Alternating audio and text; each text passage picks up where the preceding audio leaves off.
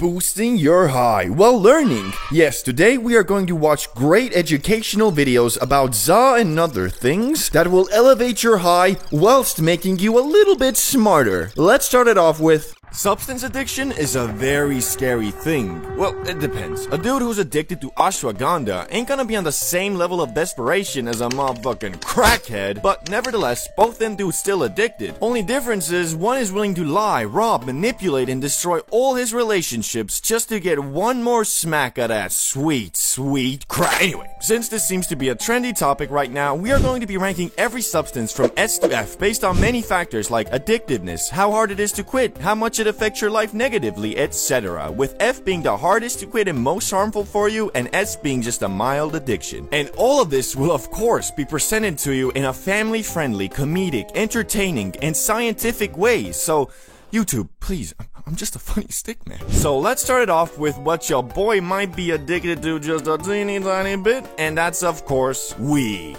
Some people might say you can't get addicted to weed, and to those I say, bro, you dumb as shit. Okay, not to be mean, but that statement is just false, because as humans, we can get addicted to anything and everything. Even shit like a cool breeze on a hot summer's day could get you addicted, because that shit feels nice, bruh. What I'm trying to say is that even though getting physically addicted to the Zaza is quite hard, getting mentally addicted is easier than watching a 10-minute YouTube video. Well, if you're Gen Alpha, this doesn't apply to you with your skibbity toilets and stuff, but you get what I mean. It's all about habit and relieving stress, and even if you smoke up once a day at the end of your day when you got all your shit done and it's time to relax, you still mentally addicted by equating relaxation with smoking the Lord's loud. But overall, if I'm being a $125.5 with you, this isn't too bad, cause when you're at this level, you won't start tweaking if you don't have any weed. You just prefer it if you did. But if you do smoke up 24/7, it's a bit different, cause your body will start relying on the za to get you through your day. Although honestly, it's kinda hard to get to that point, cause if you're anything like me, after a day or two of smoking weed and doing nothing productive, your mind will tell you,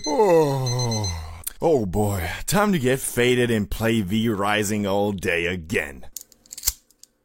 Bro, what the fuck is you doing? You really finna wake and bake again? You're broke, and you look like a damn bum. Man, I swear, you wake and bake today too, and I'ma start giving you mad anxiety, bruh. Oh, okay, fine. I'll be a functioning human today. Total bust. So all in all, weed gets a B rating because of its mostly non-addictive nature and relative ease in which it is to quit for most people. Very much unlike fentanyl. Not much to say here. Smoke once, you dead, bro. Don't have to worry about quitting cause, well, you're dead. Oh, but if you do survive, your brain has now been chemically altered forever, so now all you want is the stuff. So if not instantly, you're dead in a week or two tops. Although I think some people have managed to quit, they'll probably just never be the same again. So complete F tier. Nah, actually fucking Z tier. Don't even think about it, bro. Crack. Now, before I researched into fentanyl, I thought this was like the pinnacle of addiction. I guess not, cause I saw this clip of some dude talking about how veteran crackheads who have been alive for decades and still smoking that shit be dead instantly after taking a sniff of fentanyl. But even so, crack is F tier, cause just like fentanyl, it alters the chemistry of your brain, and now the pursuit of happiness turns into the pursuit of crack. Again, don't even think about it, bro. Enjoying this video? Well, you might enjoy it more by taking fat rips from a pineapple and or rolling J's on the special edition CBD Bro tray. Go to the pinned comment or description and check out our exclusive lineup, and make sure to use code CBD Bro for 10% off. Now let's tune back from the hardcore stuff in hopes that this video is still staying monetized, which seems more like a fantasy right now, but anyway. Caffeine, the wonder drug, a widely accepted and extensively researched substance that works by stimulating your body and increasing the activity in your brain and nervous system. Just drink too much of it and it'll have the exact opposite effect, leaving you super anxious and unable to work properly. Also, it is somewhat addictive, although quite controllable, but if you do drink the same amount of coffee or shotgun a Red Bull every day, pretty soon you'll discover that the Red Bull isn't really getting you going anymore. So now you need another, so you either get another, or you realize that this is a slippery slope and not drink that Red Bull for a day or two and your tolerance goes back to normal. I found the best way to manage your caffeine addiction is to only consume it when you feel like you're gonna need it for the day. What I mean by that is if you, let's say, work from Monday to Friday, then drink a coffee or two those days, but refrain from consuming caffeine on the weekends. That should give your mind and body enough time to reset your dependence dependency without it even being that hard. There's also a bunch of research showing that 1 or 2 cups of coffee are actually good for you and can lower the likelihood of type 2 diabetes, heart disease, liver and endometrial cancers, Parkinson's disease, and depression. So yeah bro, I mean with the other shit on this list, I think it would be silly for me not to throw it at S tier. But do keep in mind, moderation is always key to what you consume, how you plan your time, how you live your life, everything bruh. But coffee S tier. Moving. Nicotine. Nicotine is like caffeine's evil brother, cause just like caffeine, nicotine can increase your focus and help you get through your day. Only problem is, unlike caffeine, which I'd say for most people can be a controlled addiction, vaping usually isn't. In fact, a big portion of people who consume this stuff do it to the point of it having the exact opposite effect, making you dizzy and less energized. And just like caffeine, you build up a tolerance pretty fast, making your sin bombs less bomby with each stuffing. The worst part of Nick though is always gonna be the fact that most dudes are inhaling aerosol in their lungs to get it in their system, which from that you will experience gross side effects pretty fast, like phlegm in your throat 24/7, loss of lung capacity, and pretty soon anxiety when you can't suck on your vape for a prolonged period of time. But the actual worst part about vaping is that it's fucking lame as shit. And even though in high school it might have made you cool, in the real world being addicted to flavored cancer-infused mists really shows a lot about your character. Character? What does that even mean?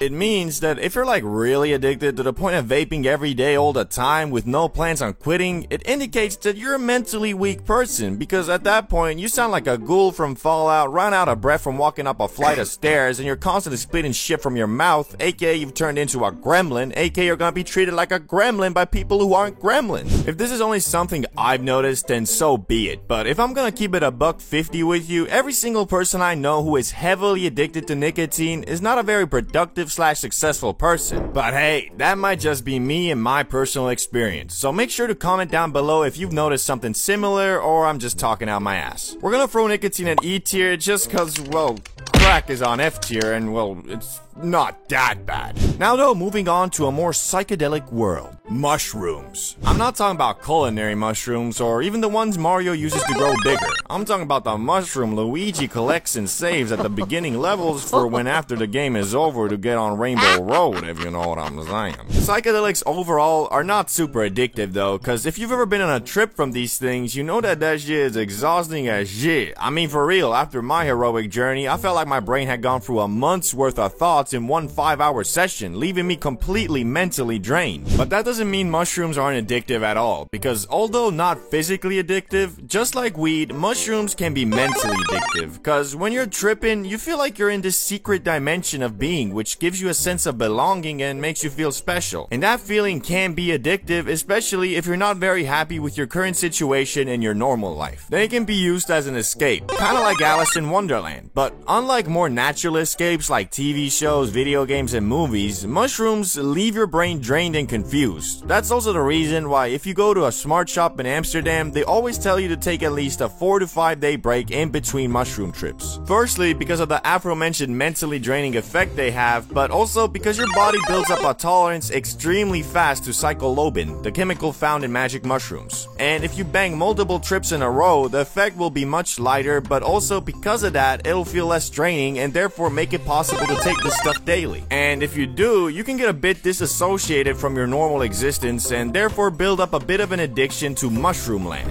All that being said, magic mushrooms are one of the only substances on this list that have been proven to have therapeutic uses, like for example fighting your other addictions. I know from my personal experience when I banked a heroic dose, it made me think a lot about how much I consume things like weed and nicotine, and from that I was able to cut both those things down a bit, especially the nicotine. I also know of people microdosing this stuff and having positive effects, but me personally, I don't really believe that, cause if you're taking them every day, you'll eventually start relying on them, and that kinda defeats the whole point of tripping once and carrying what you learn into your normal life, I think. Anyway, all in all, mushrooms gotta be B tier, cause when you do get addicted to them, it can drastically mess up your life. It's just kinda hard to get to that point. Drugs. Something America has been fighting against for over a century, yet this endeavor hasn't been very fruitful. Basically, imagine the ocean as all the drugs in the US, and they have thousands of people with buckets slowly emptying it out. But the problem is, on the other side of the ocean, there's dudes like Pablo Emilio Escobar Gaviria who have direct pipelines feeding in endless amounts of pure Colombian cocaina. But you know, Pablo was the GOAT narco. Surely after defeating the Medellin cartel, things would get...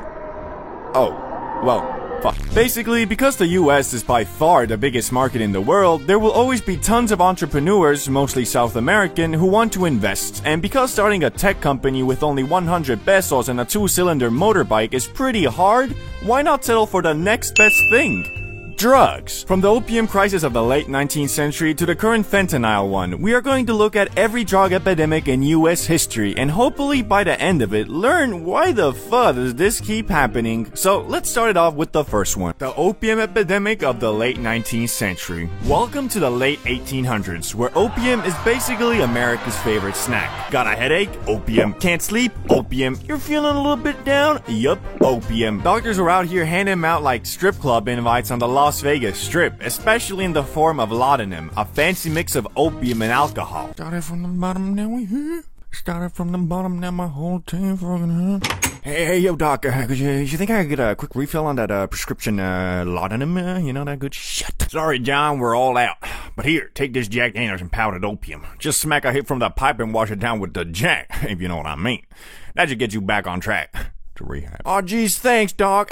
Now, excuse me as I go get fucked up on my medicine and partake in my favorite 19th century pastime, beating my wife. Godspeed, John. But then the Chinese immigrants arrived, working hard and bringing along the practice of smoking opium in dens. These dens were kind of like the Starbucks of the day, except instead of coffee, they served up a bowl of relaxing opium. Naturally, this made some folks nervous, cause nothing says panic like a little cultural exchange mixed with drugs. Then came the moral outrage, which wasn't just about the opium, but also had a hefty dose of racism. Suddenly people decided opium was bad news, especially when it involved Chinese immigrants. So San Francisco passed a law in 1875 targeting these opium dens, effectively saying no more public opium fun for anybody. By 1914, the US government got serious with the Harrison Narcotics Tax Act, making it way harder to get opium without a lot of paperwork. And just like that, the first US drug epidemic started to fade, leaving behind a legacy of questionable drug policies and a whole lot of finger pointing. So what did we learn, or rather should have learned? Well, maybe that it's a bad idea to get the entire country hooked on a substance before figuring out how addictive it is, and that blaming everything on immigrants never really solves the problem, but alas, this lesson was forgotten pretty fast. Now let's jump to the second multi-drug epidemic, which was the heroin, speed, and barbiturates crisis of the mid-20th century. Did you know heroin wasn't always the notorious bad guy we know today? In fact, it started as a miracle drug that was supposed to cure people of their morphine addictions, which I think you're probably starting to see a bit of a pattern here with the US being overly confident in their medical knowledge and getting people hooked on hardcore drugs. Tom, what are you doing with that morphine? Oh, well, I've had this headache since the morning. Well, good luck with that. Morphine is like super addictive, bro. What's that? Oh, this is just heroin. It's like way better than morphine, like way better. Heroin is in fact better than morphine, specifically 2 to 3 times strong. I mean, better. Anyway, doctors back then really did think they'd hit the jackpot. Got a cough? Here's heroin the hero. Feeling a little down? Heroin's got your back. But instead of curing addictions, it just traded one addiction for another, stronger one. And people got hooked faster than you can say Chains FR clone. Fast forward to the 1960s and 70s, and heroin was like that super obnoxious drunk guy who refused to leave the function. It spread like wildfire, especially in cities. You had everyone from jazz musicians to war veterans getting tangled up in heroin's sticky web. It was cheap, it was potent, and it was everywhere. And then came the crime. As you might guess, a bunch of people addicted to opioids isn't exactly a recipe for peace and harmony. Crime rates soared and cities became battlegrounds, with heroin at the center of it all. The government's solution? A big shiny war on drugs, which mostly involved cracking down on users and dealers with the subtlety of a sledgehammer. Instead of helping addicts, they threw them in jail, which was about as effective as smoking indica to boost productivity. Around the same time, there were actually 2 other drugs that were causing havoc as well: barbiturates and amphetamine, aka speed. On one hand, you had amphetamines, or you might know it by its street name, speed. No, not that speed. That speed, yeah. But why was it called speed? Well, cause one dose of these Chaos Emeralds could get you tweaking around like Sonic. These little fuckers were like rocket fuel. Feeling tired? Pop an amphetamine. Need to lose weight? Amphetamines to the rescue. Trying to stay awake for 3 days straight to grind the new Call of Duty Black Ops 6 and become an omni-movement god before anyone else? Yup, you guessed it, amphetamines. But after all that speeding around, people needed to come down, and that's where barbiturates came in. These were the downers that help you sleep, relax, or just stop vibrating like a jackhammer. Doctors handed out like candy, thinking they were the perfect solution for everything from anxiety to insomnia. The result? A whole lot of people bouncing between being wide awake and dead asleep, often with a little too much of both. People started getting seriously hooked on this cocktail of uppers and downers, and it turns out when you mix the two, it's a recipe for disaster, like trying to drive with one foot on the gas and the other on the brake. Overdoses skyrocketed, and suddenly, the party didn't seem so fun anymore. It was shortly after Marilyn Monroe and Judy Garland died from a barbiturate overdose, the government finally decided to step in, cracking down on these pills and making them harder to get. And just like that, America had to find other ways to stay awake or chill. But now we are arriving to the more well-known controversial epidemics, first of which is the famous crack cocaine epidemic 1980s to 1990s. Crack was like cocaine's cheaper, faster little brother. It was easy to make, easy to get, and way too easy to get hooked on. Think of it as the fast food of drugs. Cheap, quick, and leaving you with serious regrets. Crack hit poor urban neighborhoods the hardest, spreading like crazy. Suddenly, everyone and their mama could afford to get high, and before you knew it, communities were being torn apart by addiction and crime. The government's solution? War on drugs, Infinity War. Okay, that's not what they called it, but I mean, it was technically a sequel to the original War on Drugs. But unlike the Avengers, who went after the big bad guy behind the chaos, it mostly involved locking up minorities, even if they were caught with even a teeny bit of crack. It was like a cruel game of gotcha, where basically everyone lost. Crack is also one of those drugs that if you do it once, it changes the biochemistry of your brain. The euphoria you feel from smoking that shit goes way beyond what the brain can produce itself. So once you get that feeling, your brain will start equating true happiness with smoking crack. That's why even people who are able to quit will most likely never be the same again. If you ask Dave Chappelle, the whole thing was a tragic, darkly ironic mess. He pointed out that when crack hit black communities, the government's response was all about punishment, not help. Fast forward a couple of decades, and when opioids started affecting white communities, suddenly everyone's talking about treatment and compassion. As Chappelle famously joked, it's funny how the tune changes depending on who's affected. The crack epidemic wasn't just a drug crisis, it was a stark lesson on how race and class can influence government response. And while crack might have faded from the headlines, the impact of those years is still being felt today. But before we can get to the current opioid and fentanyl epidemic, we have to quickly skim over the drug best known from a bald cancer patient with a chemistry degree. The meth epidemic, 1990s to present. If you thought Red Bull gives you wings, meth gives you freaking rocket boosters. It's cheap, it's easy to make, and it turns you into a jittery paranoid tweaker real fast. Meth, like everything else in this video, spread like wildfire, especially in rural areas where it became the go-to solution for anyone needing to stay up for days or just looking for a fun time. Before long, meth mouth and tweakers became common sights, and communities were left dealing with the fallout. The government's response cracked down on the ingredients. Suddenly, buying cold medicine felt like trying to smuggle pure Colombian. But despite the regulations, meth didn't go away, it just got sneakier. Hello? Hello, Doc. Yeah, funny story. Basically, everyone in my community, family, and all my friends and shit, you know, they got a nasty cold, so, you know, I'm gonna need, like, hold your cold medicine, like every last bit, bruh. Sorry, you don't look very sick to me. Trust me, doctor. I'm a sick man. Now give me your fucking cold medicine or I'm gonna burn this freaking place down. Around the same time, there was also the prescription opioid epidemic, but the story there is basically the exact same as the opium one. Only difference being that this time it wasn't technically the government's fault, it was big pharmaceutical companies who convinced doctors that opioids had no side effects and could be prescribed out like Tic Tacs. Spoiler alert, these were some of the most addictive drugs in the universe, and comparable to Thanos with the Infinity Gauntlet, but you know, only like 1 or 2 stones. Now though, we're gonna talk about what happens when opioid Thanos gets all 6 Infinity Stones. The fentanyl epidemic, 2010s to present. Now we're in the 2010s, and if the prescription opioid epidemic was Infinity War, then fentanyl is Endgame. Fentanyl is super potent, like 50 to 100 times stronger than morphine. A tiny amount can knock you out, and by knock you out, I mean send you to the gulag where you either clutch it or it's game over, bro. The scary part, fentanyl is showing up everywhere, often mixed with other drugs like heroin or even cocaine, usually without the user's knowledge. Suddenly, what might have been a manageable, if still bad habit, has become a deadly gamble. One wrong hit, and you're dead. The government has scrambled to respond, focusing on harm reduction, distributing naloxone, an overdose reversal drug, and setting up safe spaces for users. But fentanyl keeps spreading, turning every drug purchase into a potentially fatal decision. The practice of meeting a stranger at the club and bonding over some pure Colombian is really dying out, man.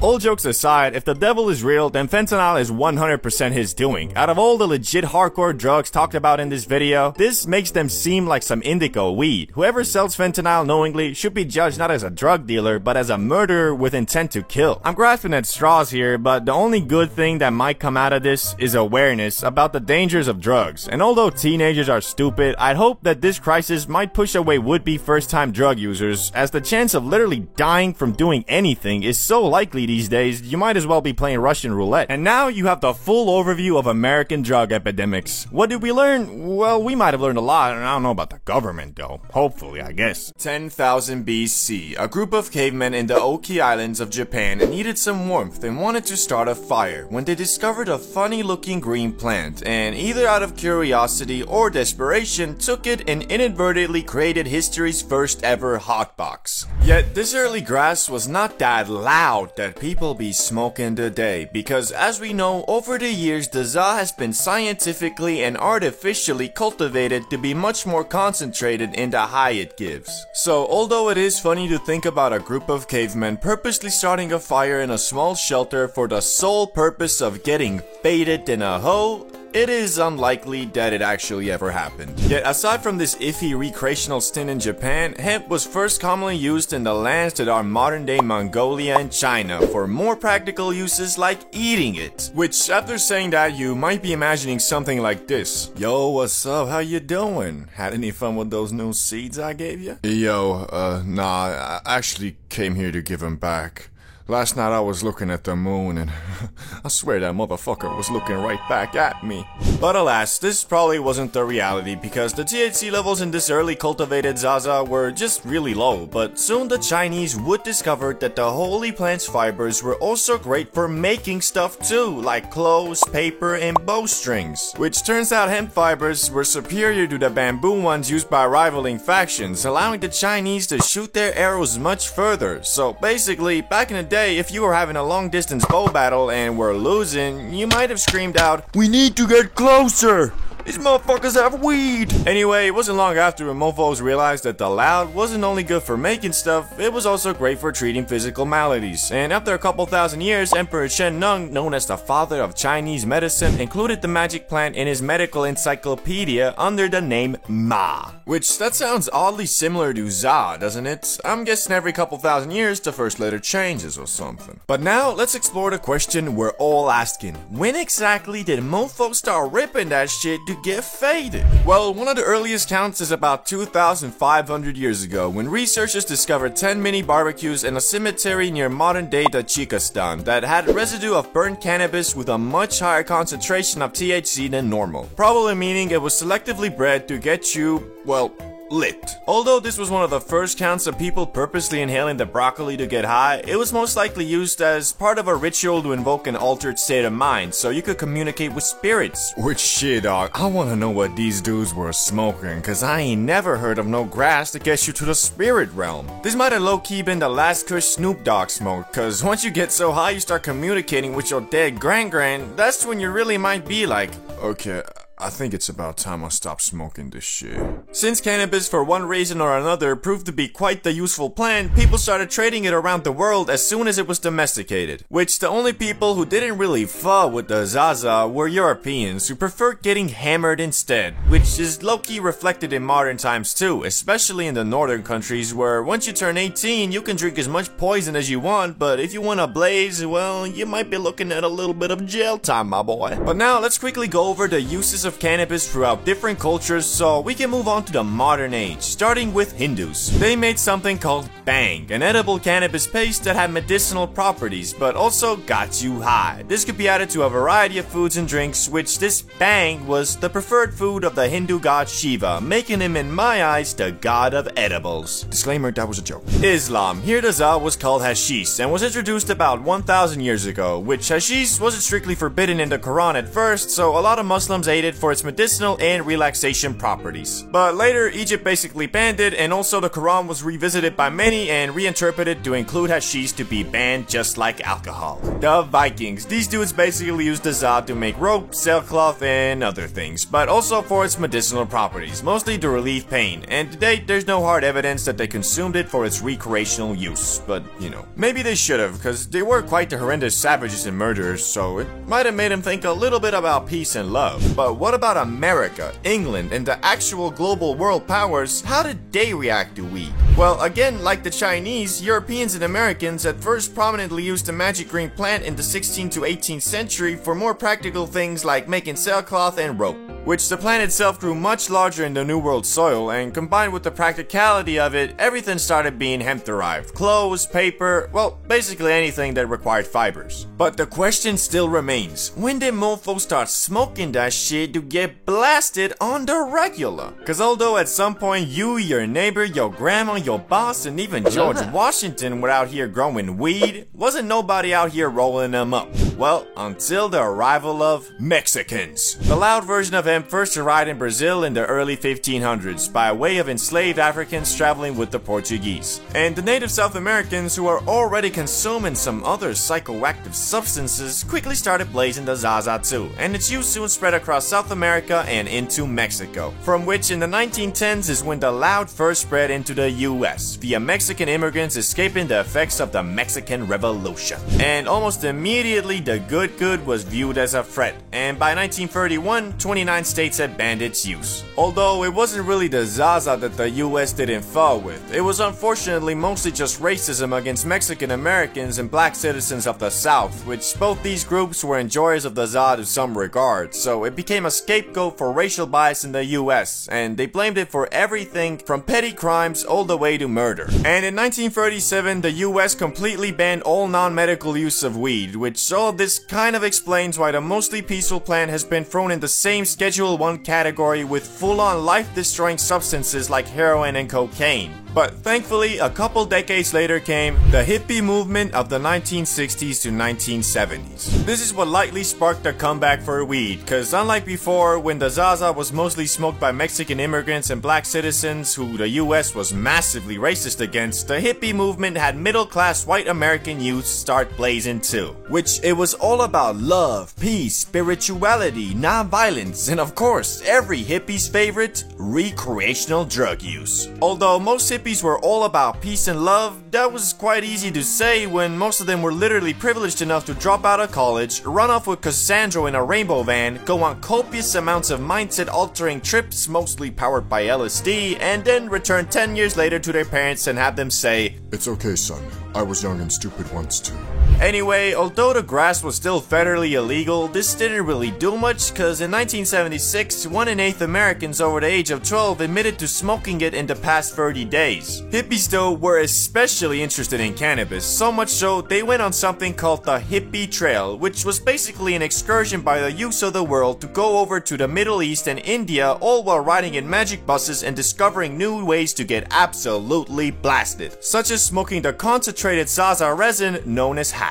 But acquiring the Zaza would soon get much harder, because you see, most of it came from Mexico, so in 1969 the US started patrolling the border, and in 1975 they got even more aggressive and started spraying herbicide on Mexican weed plants. And so good old supply and demand made grass prices skyrocket, which a lot of people started then growing the plant themselves in mini greenhouses, closets, bathtubs, storage units, basements, wherever they could. But then in 1982, Mr. Smarty Pants Ronald Reagan took it even a step further by encouraging the streamlined arrest of anyone in possession of an illegal substance, which was really dumb because most of the focus was on pot, all while crack, meth, and heroin were all still being transported and consumed on a regular basis. Even worse, this enforcement seemed to be racially motivated because despite plenty of traffickers and consumers being white, the majority of arrests were Latino and black youths, all while this bizarre over-focus on cannabis allowed the growing opioid epidemic to go unchecked. But thankfully, the US is slowly learning from their mistakes, where today 24 states have legalized the recreational use of marijuana. On top of that, the increased level of research on it has also found multiple medical use cases and can be prescribed to you by special doctors if seen fit. And although the Zaza is still federally illegal and a Schedule 1 drug, the overall perception of it has changed for the better, including in December 2022 when President Biden signed a bill to make it easier for researchers to obtain plants for their studies, which will hopefully accelerate the learning of positive and negative side effects of consuming the ZA even further. But all that aside, the overall vibe towards the loud has gotten a lot more accepting, and these days more and more people view the smoking of the grass not as you being a junkie, but the same way as having a couple beers with the homies on a Friday night and watching some WWE.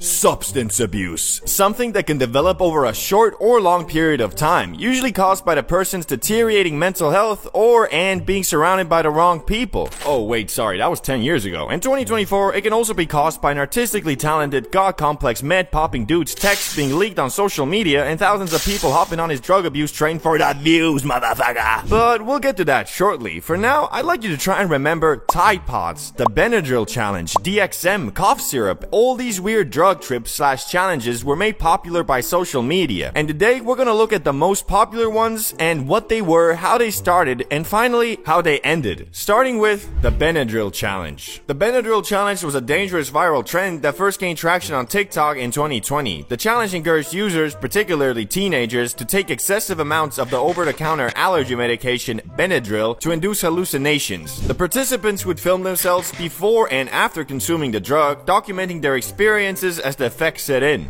Girl, are you ready to get messed up? You know it, bitch. It'll all be worth it if we make the For You page a slay. Yas, queen. Okay, put it on recording now. Hey bitches! Today we're doing the Benadryl Challenge, which is supposed to get you like seeing all types of hallucinations and stuff. And I'm joined with my BFF, Slurp for Clout 125. What's up, skanks? Anyway, let's get it started.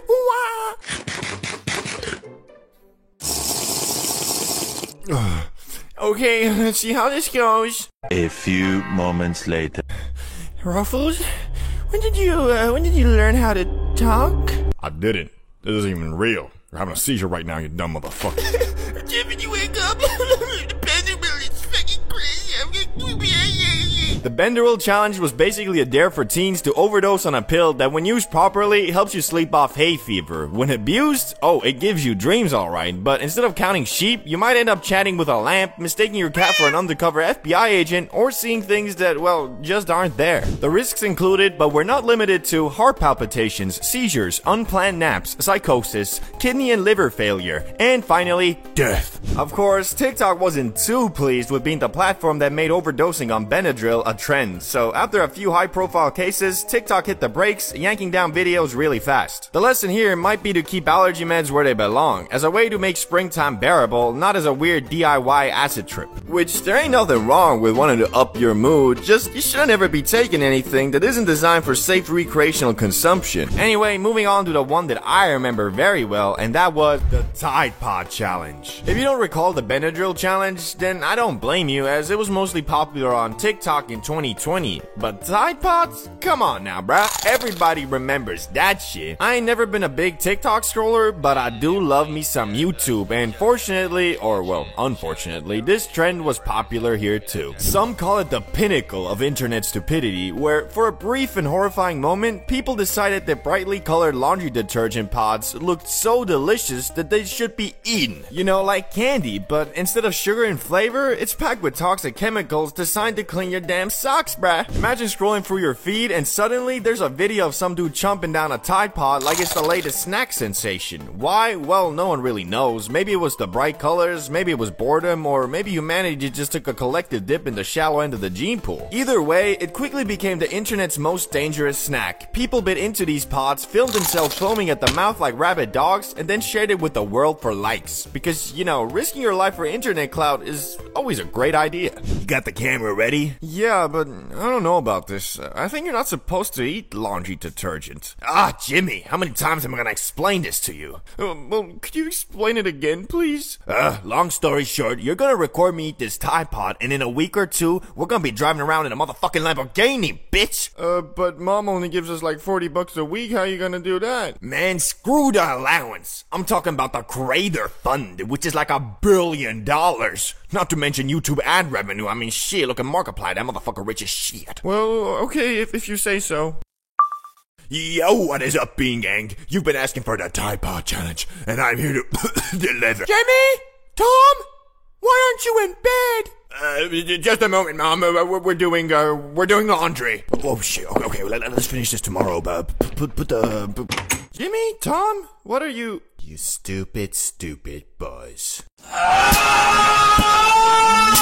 Once the Tide Pod Challenge became headline news, the internet finally woke up and realized... Wait, maybe eating toxic soap isn't the best idea? Schools, poison control centers, and even YouTube had to step in, issuing warnings and taking down videos left and right. Tide even changed the packaging, making their pods look less like forbidden fruit and more like the cleaning products they actually are. The challenge died down after enough people realized that fame isn't worth burning your insides with detergents. Now it lives on as a cautionary tale about the dangers of internet trends, and as the butt of countless jokes and what not to do with your free time. But now, time for the latest case of internet retardation, which is Whippets, aka Galaxy Gas. Introducing the Whippet Challenge, where people discovered that you could turn a simple can of whipped cream into a great way to kill your brain cells. All you need to do is huff the gas out of the canister and boom, you're floating in the stars, bruh. Spoiler alert, you're not actually in space, you're just temporarily starved for oxygen. But hey, what's a little brain cell sacrifice for the sake of a quick fleeting high, right? Whippets are really just nitrous oxide, so basically the same shit Vin Diesel gets installed in his cars. Difference being, Vin Diesel doesn't inhale it himself, I think. Anyway, the biggest entrepreneur in the Whippet space is Galaxy Gas, which although they say is for making whipped cream, that's kinda hard to believe because, well, I mean, look at this packaging. I don't know. I'm not American. Maybe y'all motherfuckers just really take your whipped cream seriously. The info on this subject isn't super concrete yet, but from what I remember, it all basically started with Kanye's text being leaked and people discovering that Yeezus is into whippets, which then inspired thousands of people to do the same and uploaded it to social media. Hey yo, you guys know what's happening with Johnny? I haven't seen that dude in a while. Oh, John, yeah, I remember that guy. He got addicted to whippets and ended up killing half his brain cells, so they had to transfer him to a special school. Kinda sucks. What? Didn't know dude was into shit like that. Where'd you even get those whippets? Walmart. So he got a fake prescription? No. They're sold at the home supply section for like $25, bruh. And you can get a shit ton of them. Damn, that should be illegal. Yeah, I guess.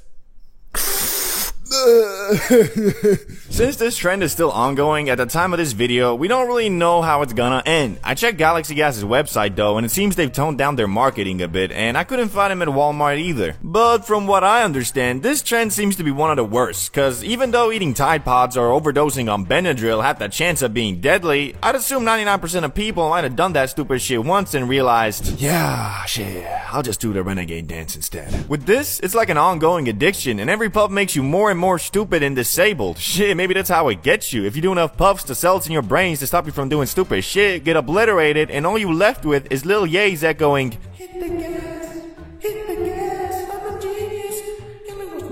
Sunrock, the most powerful grass that humanity has ever conjured up, with even its less potent relative, Moonrock, being so extreme that Moonrock is too says much, it's too much. And since I had once already traveled to the moon and made it back alive, barely, I saw it only fitting for me to conquer the sun as well. But unlike last time, where I was in Amsterdam with my brother and had the comfort of tweaking together, this time I was alone, nearly 6,000 miles away from home, in the city of sin, Las Vegas, Nevada. The story kicks off a couple days after I had hit my first blinker and discovered a new realm of high. You know, kind of like Columbus when he discovered America, but unlike Columbus who annihilated the indigenous people, I was annihilating the Zaza, you know, blah, blah, blah. Anyway, after seeing firsthand what the land of the free can offer in terms of getting obliterated beyond the realms of Mother Nature, I was quite intrigued. So, out of curiosity, I decided to Google strongest weed you can get in Las Vegas, just in case there was something more potent than moon rock, which up until this point, I thought was the pinnacle of bud. So after stumbling upon an article comparing the rocks from the moon and sun, I realized that in my ignorance, I had crowned a false king, and the only deserving punishment for a big smarty pants weed stickman YouTuber like myself was to feel the full wrath of the true strongest weed in the universe. I hopped on the local Las Vegas weed dispensary site in hopes of having it delivered to me like the Benjamin, but either due to current weather conditions or just the delivery man greening the fuck out, it said, "We are currently not providing delivery." But for the time being, I had no other choice than to leave my apartment and go to the closest dispensary in hopes of them having this exotic nug in stock. Only problem was that it was night and, well, your boy wasn't exactly staying at Caesar's Palace, so as I was preparing to go outside in the dark, where, mind you, I saw a guy walking around wearing a safety vest, rocking a handlebar mustache, and carrying a double-barrel shotgun the night before, I just had to take a quick rip from the bong to make it a high story, you know? Okay, 2 miles that way. Wish I had a car. Guess I'll just run. Fucking bullshit. A few minutes later. Hello, sir? Oh yeah, hello. You guys have something called Sunrock? It's like, nope. Just sold the last stock. Those guys bought it. We got Moonrock though. No, I've already done that. You know where I can get some Sunrocks though? Yeah, the store a mile from here should have some left. Okay, yeah, thank you. A few minutes later. Sorry, I gotta see your passport first, bruh. No, but this is like my government-issued ID, can you— Look, I'm sorry. We have a lot of people visiting from banana republics these days, and we can't start selling to everybody with a rinky-dinky, "this is a real country, Google it," ID card. Come back with a passport and I'll hook you up. I'm not from Banana Republic. We made Skype. Hello there. Yes, I had to now walk back 3 miles, get my passport, walk another 3 to get the Sunrock, and then walk another 3 back home. And mind you, I had already ran 3 miles too. So you know, of course, cause your boy fast as bull, quick as an electrical jolt, I got an Uber back home. But now I was fresh again, so of course I put on my Space Jams and I got an Uber. But then when I was there and showed my passport, received my $80 weed, I was not trying to get robbed on the walkway filled with homeless camps in Las Vegas fiends, so I got an Uber. Finally, after wasting a week's transportation budget in 40 minutes, I was back in my apartment, Sunrock in hand and rolling papers in my pockets. And yes, unlike last time with the Moonrock, I wasn't about to smack that shit from my bong and get acidulated. Cause from the blinker I had done a couple days back, I learned my lesson about concentrate. Do not underestimate it. So I rolled me up a Slimmy Slimmer, basically a very small J. And something you might not know is that with these caviar nugs like Sunrock, you're not really supposed to grind them with a regular grinder, so I just used my fingers to break the nug apart, and because of that, well, let's just say the airflow on this J was god awful. Later on I would find out you're not supposed to smoke Sunrock from a J at all, but hey, you live and you learn. Anyway, I went to my patio and attempted to light this abomination, and I mean, it really was. Imagine taking some A4 Wagyu steak and serving it in a dirty bucket, but alas, I still...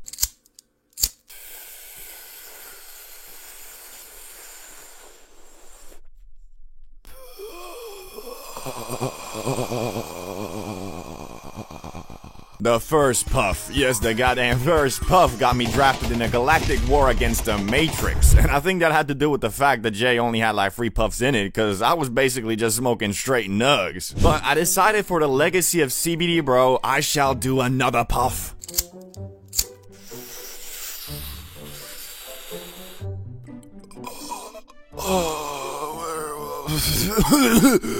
The French Revolution, the Napoleonic Wars, the moon landing, the splitting of the atom, the theory of relativity. It all flashed before my eyes because I now saw the world from an interstellar position. And I would love to say I now went on some grand adventure and discovered the Holy Grail with some Las Vegas crackheads, but this was different. The high was spent glued to my couch, wondering the meaning of the universe and how I had traveled 6,000 miles across the ocean and was now sitting on a couch in some random Airbnb completely and utterly blasted beyond human understanding. After about 15 minutes of doing literally nothing but staring at my wall, I decided to watch some YouTube and found this guy called Oversimplified who makes these historical animation videos and spent a good portion of my high learning about the history of our world. Too bad I don't remember a goddamn thing, but at the time I felt like I was really becoming a damn scholar. I guess the lessons and memories of that high are waiting for me once I return to the land of the sun. Huh?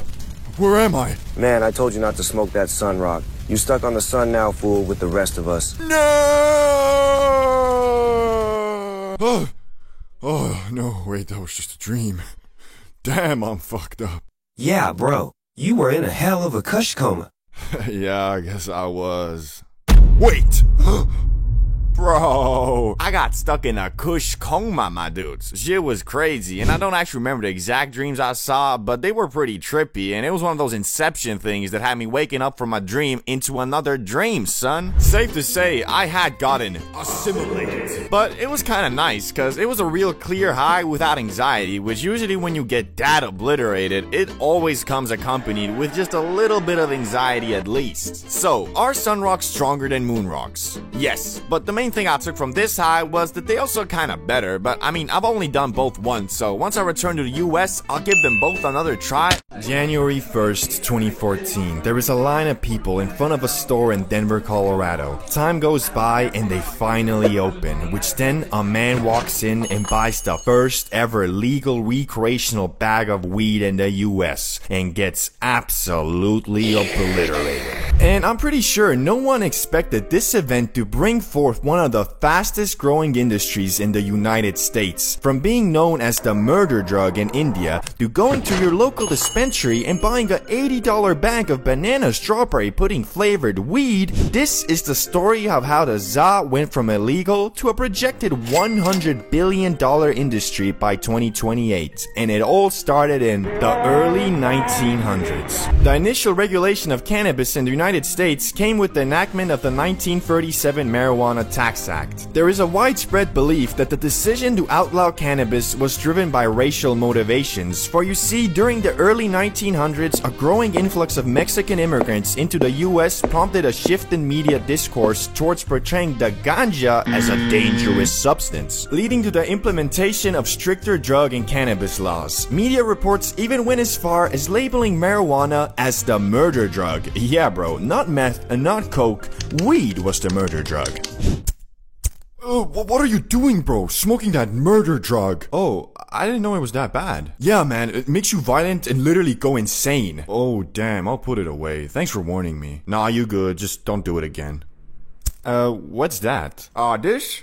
Don't worry, this is just crack. Also, during this time, newspapers frequently circulated assertions linking marijuana use to mental illness, promiscuity, and violent behavior. These claims significantly deterred recreational marijuana use among the majority of Americans, despite the substance not being widely recognized at the time. Which, my favorite of the bunch is definitely violent behavior. I just can't deny that every time I smoke a doozy at the end of my day, I get this sudden rage, and I just start fucking going apeshit. That's probably also a big reason why Bob Marley was such a war activist and always propagating rage and hatred. Disclaimer, that was all sarcasm. Anyway, later on, John Ehrlichman, or whatever the fuck his name is, a senior advisor to Nixon, was quoted as saying, well, the quote is pretty long and boring, so I'll just summarize it. Pause the video if you want to see the full version. Did we know we were finessing the public about weed? See, of course, dog. But you gotta understand, bro. We did it for America. We got the public to associate hippies with weed and blacks with heroin. Then we criminalized the shit out of it and went full commando on them. We talking Rambo. We talking death to the chopper. Shit, we went full D-Day on them motherfuckers, man. We hit so many damn licks.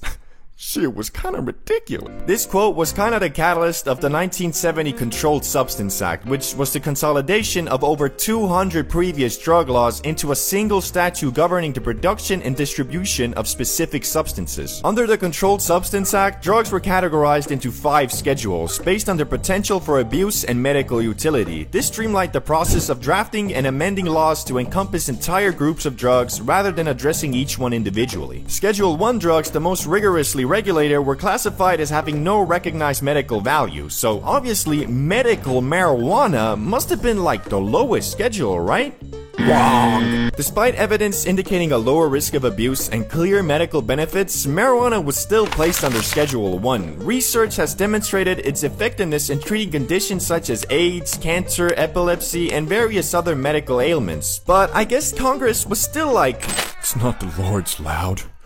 It's the devil's lettuce. Since its initial prohibition, there have been ongoing movements advocating for the legalization of cannabis, which in the 1970s pressure to legalize weed intensified in California. Proposition 19 aimed to legalize the grass and was introduced on the ballot in 1972, but garnered only 33% of the vote, so it failed for now. The push for legalization has primarily focused on 3 distinct products: CBD, medical marijuana, and everybody's favorite, recreational marijuana. So finally in 1996, California became the pioneering state to overturn the prohibition of weed by legalizing medical marijuana, despite conflicting with the federal law, brah. Subsequently, in 2012, Colorado and Washington became the first states to legalize recreational weed use. Oh yeah. Yo, bro, did you hear? Weed is finally legal. Really? Yeah, bro, I just bought this from a store. Shit is wild. So you're telling me if I went down to my underground farm, harvest my 20 or so pounds of weed, then go to the university campus, set up a weed lemonade stand, and sell all of my lemonades to the students, I'm not a drug dealer and just a businessman? Nah,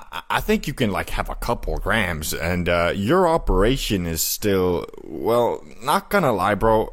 I got a wire, and the FBI should be kicking your door in right about... FBI, open up!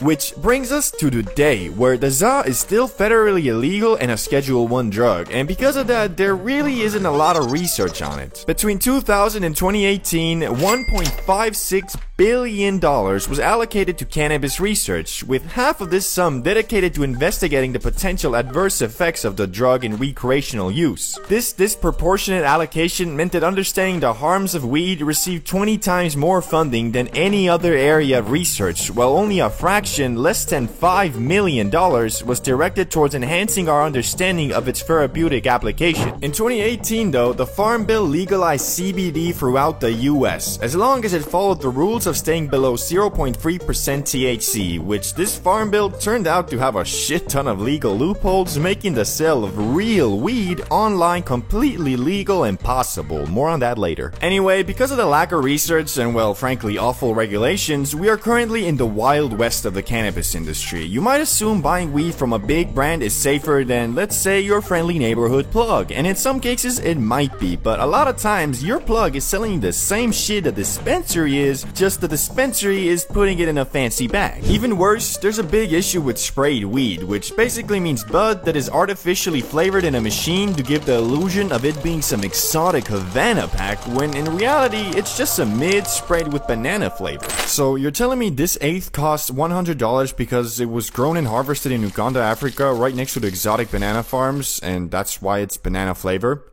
Yup. Then why is there a spray bottle right there labeled banana? Why are you asking so many questions, man?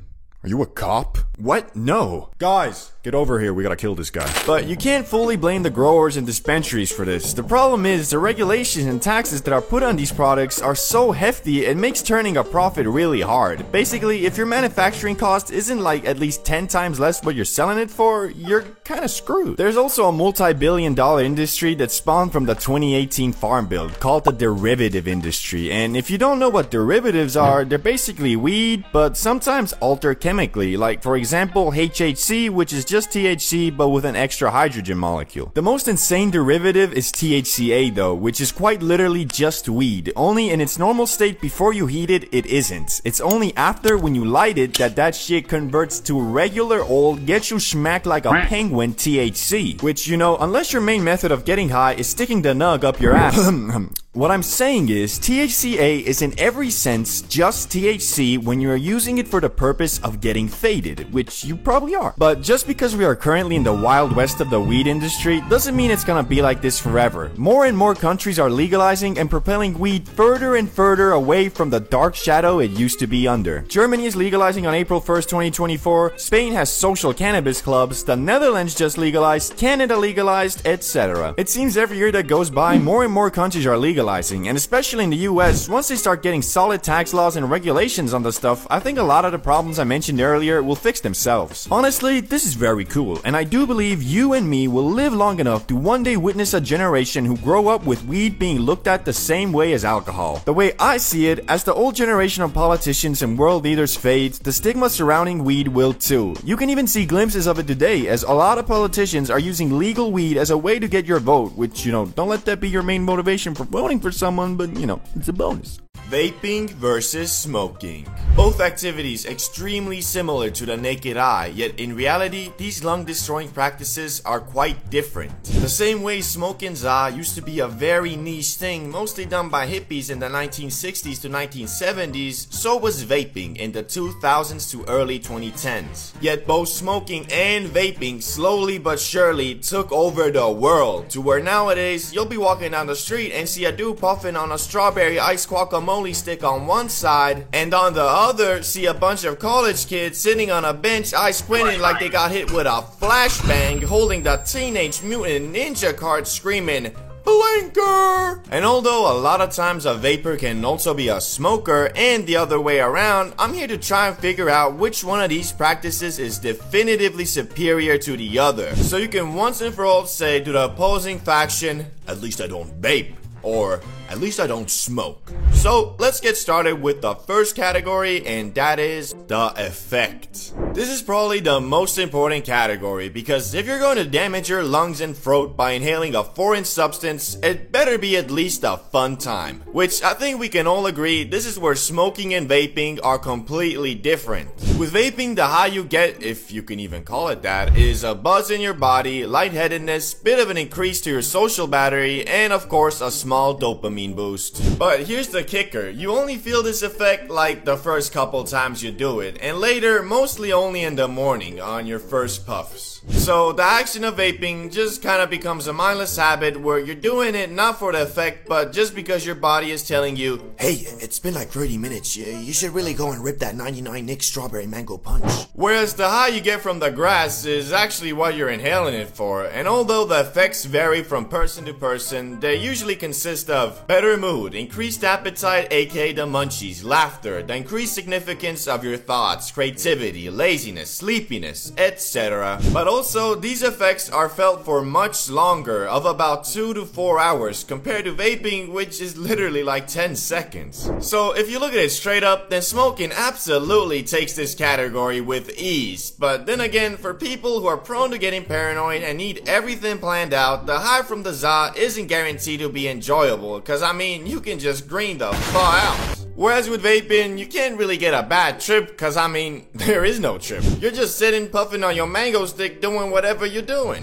But all in all, I'ma still go with the za on this one. So 1-0 smoking. Now let's look at the cost. Whether you want to inhale Chinese sweatshop chemicals that taste like strawberries or the devil's lettuce, it's gonna cost you. But the question is, which one is more expensive at every level of consumption? Well, let's look at it. Level 1 for vapors would be you just buy a dispo every week or so, which comes out to about $20 to $40 a month. And level 1 for smokers, I'd say it's about the same if you just blaze up on the weekends. So far, they're tight on cost, but now if you move up to level 2, which I think for vaping, it now indicates you're addicted and spending anywhere between $80 to $100 on dispos a month. For the ZA, level 2 would be smoking up once or twice every night at the end of your day, which although you're technically smoking every day, I don't think you'll be spending more than $100 a month. So looks like smoking is edging it out. Well, that's until the next level, where most vapors probably buy themselves a box mod, which is the equivalent of buying a car instead of taking a taxi everywhere. And on the other end, here's where smoking ZA can get a bit more expensive. At level 3, you blaze in 24/7, and you're high not just at the nighttime when you're done with your day, but also when you're going through your day. And because of that, your tolerance has gone up a lot, to the point you having to spend over $200 a month just to continue your ZA smoking, which don't let it get that far. Please, it's really not worth it. And at level 3 vaping, because you can just get a box mod eco nic machine, your costs ain't really go up that much. Shit, it might have even gone down.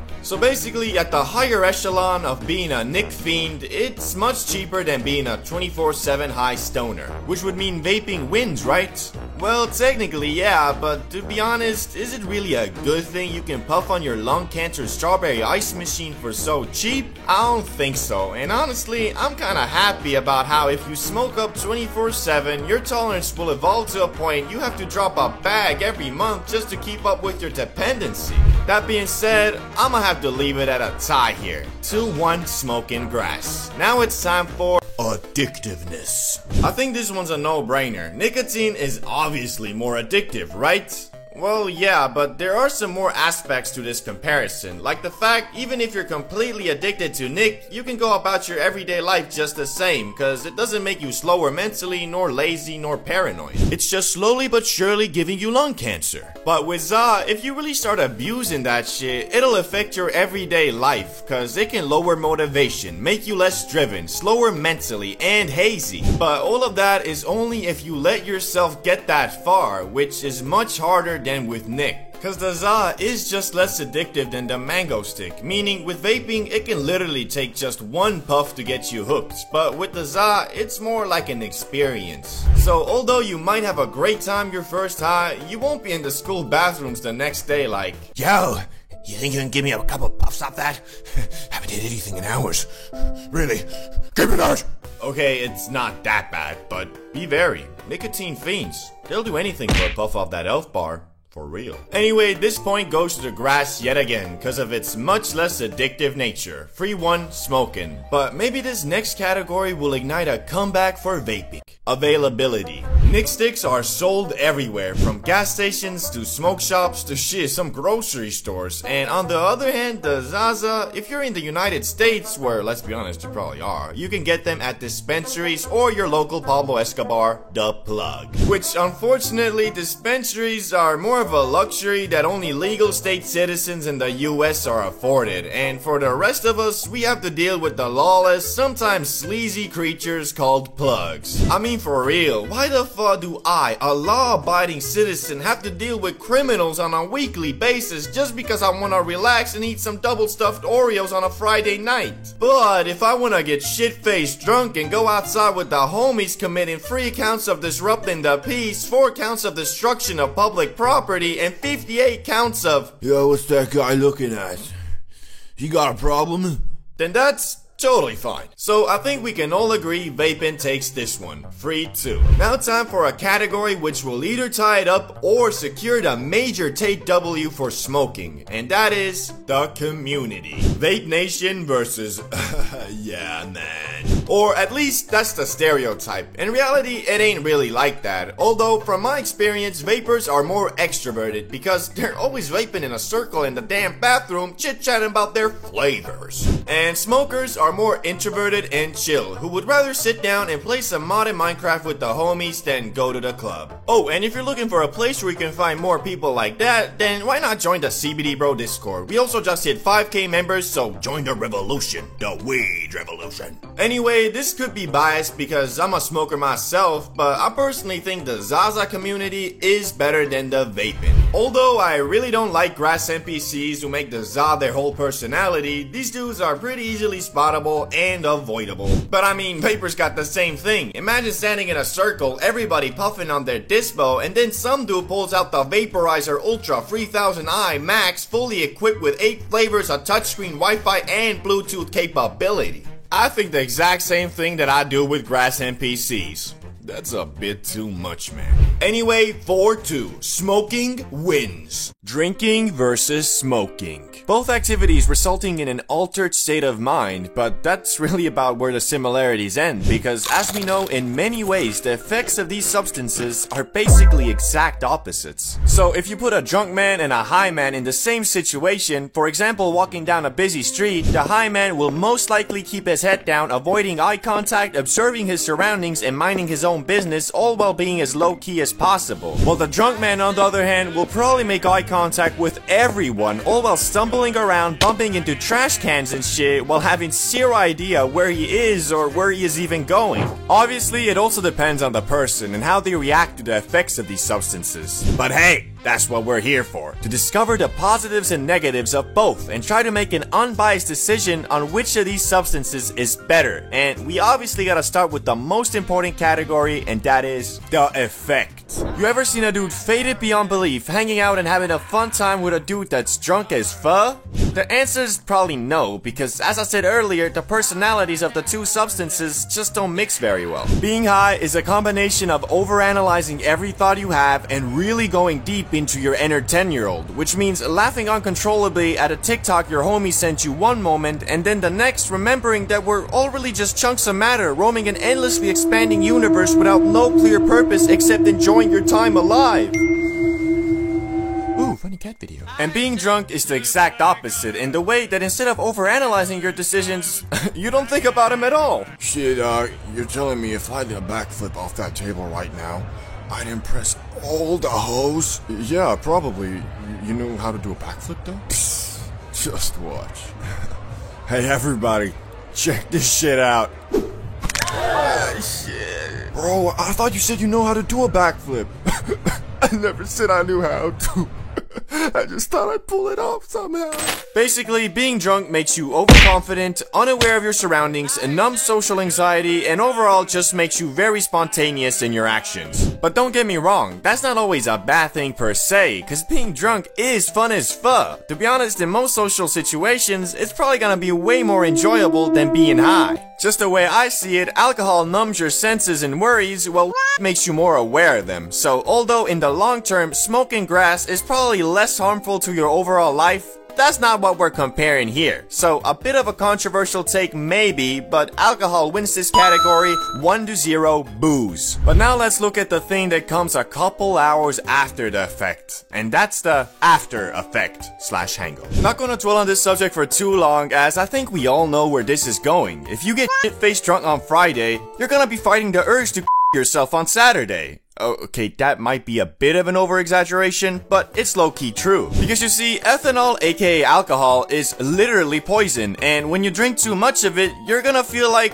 you've been poisoned. Like shit, who would've thought? And with weed, of course, there is no hangover whatsoever. Well, not really, cause if you ever gotten absolutely annihilated to the point your body switches to autopilot before, then you know after waking up the next day, there is a high possibility you'll experience low energy, haziness, brain fog, and worst of all, the desire to get schmacked again in the morning so you can binge watch season 1 of SpongeBob and ignore all your goals and aspirations. But that is a lot better than feeling so awful that you become a devoted Christian overnight and start begging God for mercy. My head hurts so bad. I know I haven't reached out in a while, God, but please end this suffering, and I promise I'll never drink again. Hey bro, wanna go to Lucy's place today? Everybody's coming. It's supposed to be a crazy party.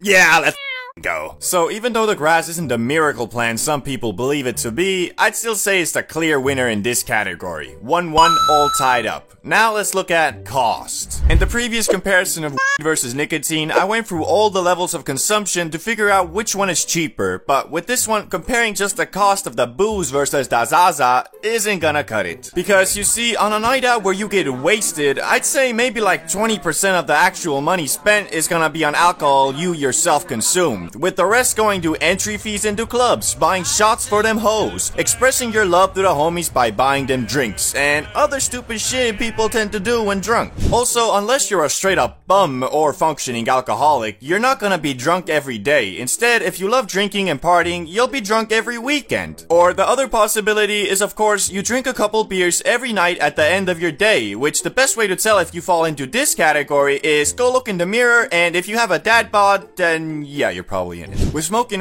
though, your primary cost is gonna be in the itself, ranging anywhere from $40 a month if you only blaze on the weekends with your homies, all the way up to like $500 a month if you're getting high every day. Which this category is quite hard for me to pick a clear winner because it really just depends on your personality and self-control when drunk, so I'ma leave it at a tie. I'm sorry, it's the only way to be fair. 2-2, we're still tied. Now time for addictiveness. I think the best way to answer this question is by looking at what these substances do to you, starting with alcohol. The saying, drink away the pain, exists for a reason. Alcohol is a numbing agent. It numbs your senses, numbs your brain, numbs your body, and it numbs the pain. Basically meaning you can drink away your problems for the night, which if that isn't enough of a red flag, it also has some pretty major withdrawal symptoms if you decide to stop being an alcoholic one day. And although with there can also be withdrawal symptoms, it's a bit harder to get that far, and from what I've digged up, they're not as hard to overcome. Although, take that with a grain of salt because the research on this field isn't super conclusive yet. But if alcohol is a numbing agent, then what is the ganja? Glad you asked. In my opinion, the Zaza is an amplifier, so if you're sad and dealing with some serious emotional damage and then smoke a doozy, you're gonna be even more sad and the emotional damage will feel much worse. Obviously, if you get so blasted you switch to manual breathing, it can also numb the pain to some regard, but that's only because your brain puts your trauma aside to focus on surviving the high, and it's not like it's always gonna do that, it might actually just make you focus on your misery even more. That being said, I'ma give this point to the Zaza, because although saying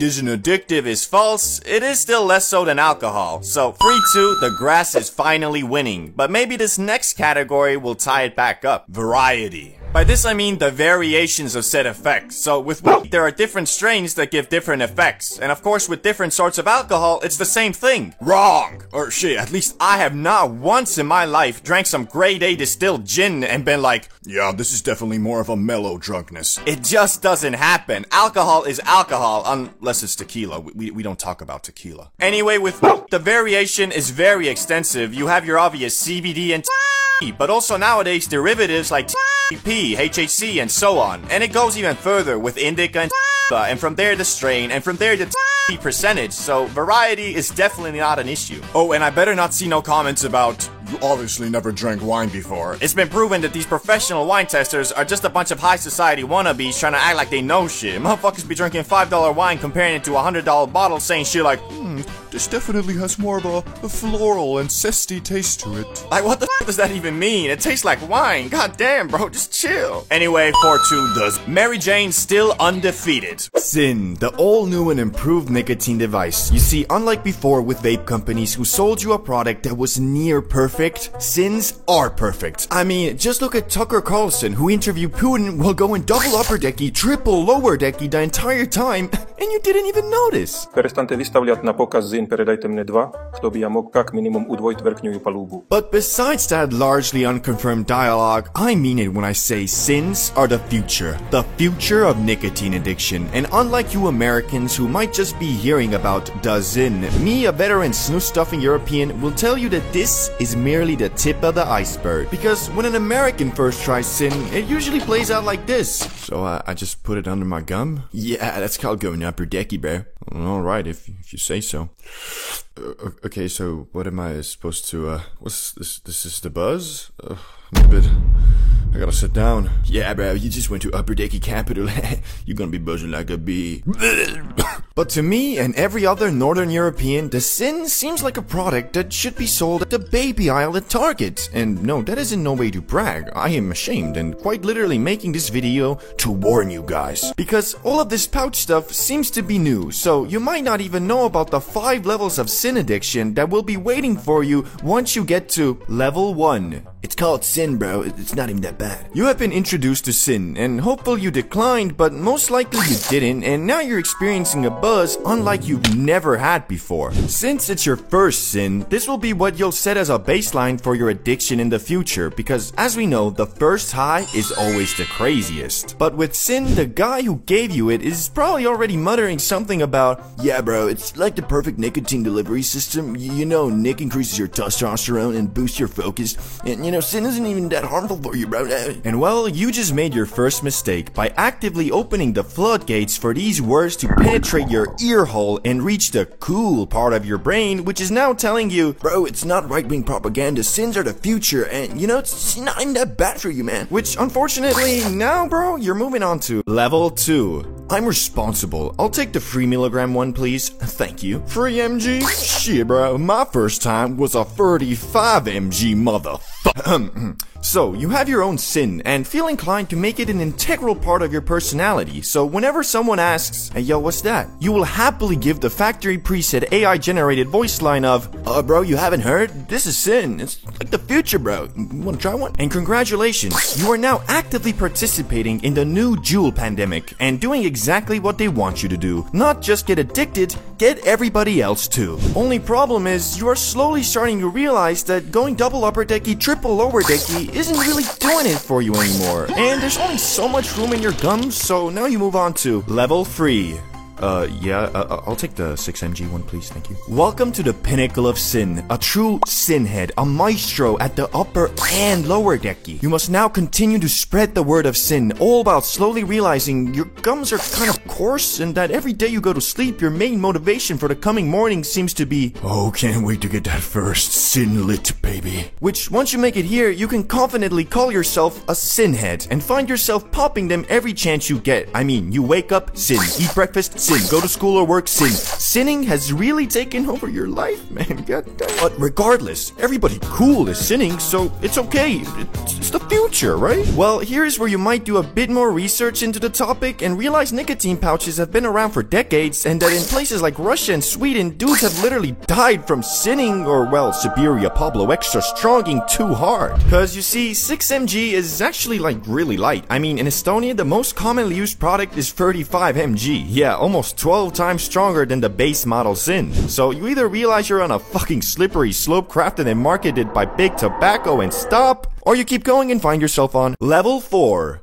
You have Velo. You might not specifically get Velo. You have Velo is just a marketing slogan I saw they're running in Poland. Anyway, now you're not really cool anymore. I mean, everybody is sinning, and now you're just kind of the guy who took it too far. But I guess you're kind of in my shoes, eh? You feel like you know more than the rest, that sin is for babies. On top of that, you still haven't dealt with your crippling nicotine addiction. If a free MG sin will get someone who has never done nicotine buzz like a bee, the average Velo will in fact make him vomit and feel sick for 30 minutes. Now for real, like back in the day, a big challenge some degenerate high schoolers in my country used to push to their friends was something like, put this 30mg pouch upper decky right now, and if you can manage for 5 minutes, I'll give you $10. And the outcome was usually the challengee puking and feeling sick in about 1. Unlike me though, I held a 35mg for 5. And I wasn't even challenged. I'm just born to be a sinner, I guess. Anyway, there is one more level, which most people probably won't get to, because it's kind of getting ridiculous, but level 5. Siberia Max 100mg fucking annihilator. At this point, you might as well just move to Sweden, bro, because the people in the US, man, they just don't get you. Ah, you're sinning, eh?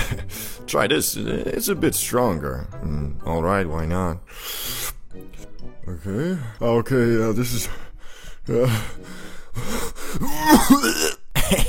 Couldn't handle the man shit, eh? Hey, you good, bro? I'll be on my way then. After realizing you literally can't exist without Zin, you might want to quit, but it's basically impossible. Well, not impossible, but usually the types of people who go over level 3 are the types of people who say stuff like, you know man, I'll quit when I want to. Which means never, or until their doctor says they are literally dying because of it. Unfortunately, the largely unknown health-related side effects have made sinning seem like it can't be that bad. Well, since I'm a certified sinner, I'll walk you through the average day of a a veteran pouch addict. First things first, of course, you gotta wake up, and most civilized people, including me, wait at least till after eating breakfast to go upper decky. Although that doesn't mean there isn't a voice in your head every single day egging you on to sin as soon as your fucking mind becomes conscious. Shit, sometimes I even be seeing that bitch in my sleep, which makes it even more tempting, cause now I don't even get a choice in what I think about in the morning. The sin literally won't let me be unaddicted even in my fucking dreams. Talk about free advertising, goddamn. Anyway, once you sin in the morning, your first lit is usually a non-productive one, so you kinda just scroll your phone and chill on the couch. I like to look at the first sin as my only entertainment pouch for the day, and the rest are just kinda there to help me focus and get my shit done. Also, after multiple upper deckies and lower deckies, your decky gets more and more coarse, and the sin less sinny, and at some point you get really tired and realize, oh shit, I gotta eat too, because you can't hold back your hunger with sin forever. Cause eventually, your body will be like, I don't know if you've noticed, bro, but, we're kinda dying here. And so, you get a solid belly full, but not because you were hungry, more like you wanted to go double upper decky, but you knew it would just make you sick with an empty stomach. But sometimes, you see, you feel bad about your sin addiction, so you Google if you should stop and systematically ignore all the cons and just end up focusing on, it's not that bad, bro. For me, what always brings me back is the focusing and relaxation properties of the Zyn. When I'm off the stuff, I feel like I need to rest more, and for example, when I broke my back, I didn't sin for like a month cause I was just resting. Now that I'm back at full swing though, every time when my body says, yo bro, let's take a break, I'm like, break, yes of course. You mean double upper decky? No, what I mean, you wanna go crazy tonight. Double upper decky, triple lower decky, shall we? And so I pop it and continue on with whatever the fuck I'm doing. I guess what I'm trying to say is though that sins are bad, like really bad, but not so much because of the health implications. Well, they might be, we just don't know yet. Anyway, once you get into the habit of equating sinning with productivity like I have, it's very, very hard to quit. Because the grind never stops. But does that mean the sin never stops? No, I can't. Yeah, just don't ever do it, bro. You'll be so much better off. And in like 3 years, when everyone realizes that this is just Joule 2.0, you can proudly say, I didn't fall for it. Types of people you should never blaze with. If you've ever smoked with friends, you know being high with others can be a great time, and in a lot of ways much more fun than being high alone. But it can also be awful and cause anxiety if you're with the wrong group. So today we're gonna go over types of people you should never smoke up with, starting with the oversmoker. The oversmoker is someone who wants to hit that Benjamin way too much. Now don't get me wrong, I got nothing against a good old limit breaker sesh, but if you're the oversmoker, you never actually doing that. Cause your tolerance is so high, even if you grabbed a beehive-sized chunk of wax and dabbed the whole thing, you still stand there like, phew, I think I feel something. Another reason I really don't like blazing with these dudes is cause you can't ever really dive into a topic and enjoy the high, cause every 10 minutes you hear that, hey, let's do another hit. Like, what you mean, dog? We just did 3 hits in 30 minutes. I'm halfway fused with the couch, and your homie is in the corner explaining how the government controls us with tap water. We don't need another hit, bro. One positive this guy has, I guess, though, is he is always equipped with a ridiculous amount of za. Dudes must get his shit from the same guy Gordon Ramsay was hitting up, cause it's always some damn exotic. Even so, their vibe ain't really one I fuck with, so if you're this guy, I'ma respectfully advise you to maybe consider taking a tea break or some, cause their diff is a point where it's too much. Unlike the next guy, who doesn't even need any side to be annoying, and he is Mr. Paranoid. I think we've all gotten paranoid from the grass before, and that ain't nothing to be ashamed of, cause sometimes there really ain't nothing you can do. But the occasional paranoid episode ain't what this guy has. This dude, even before taking a rip, is talking about some, hey yo, you sure this ain't lace, right? No, what? This is the same stuff as last time, bro.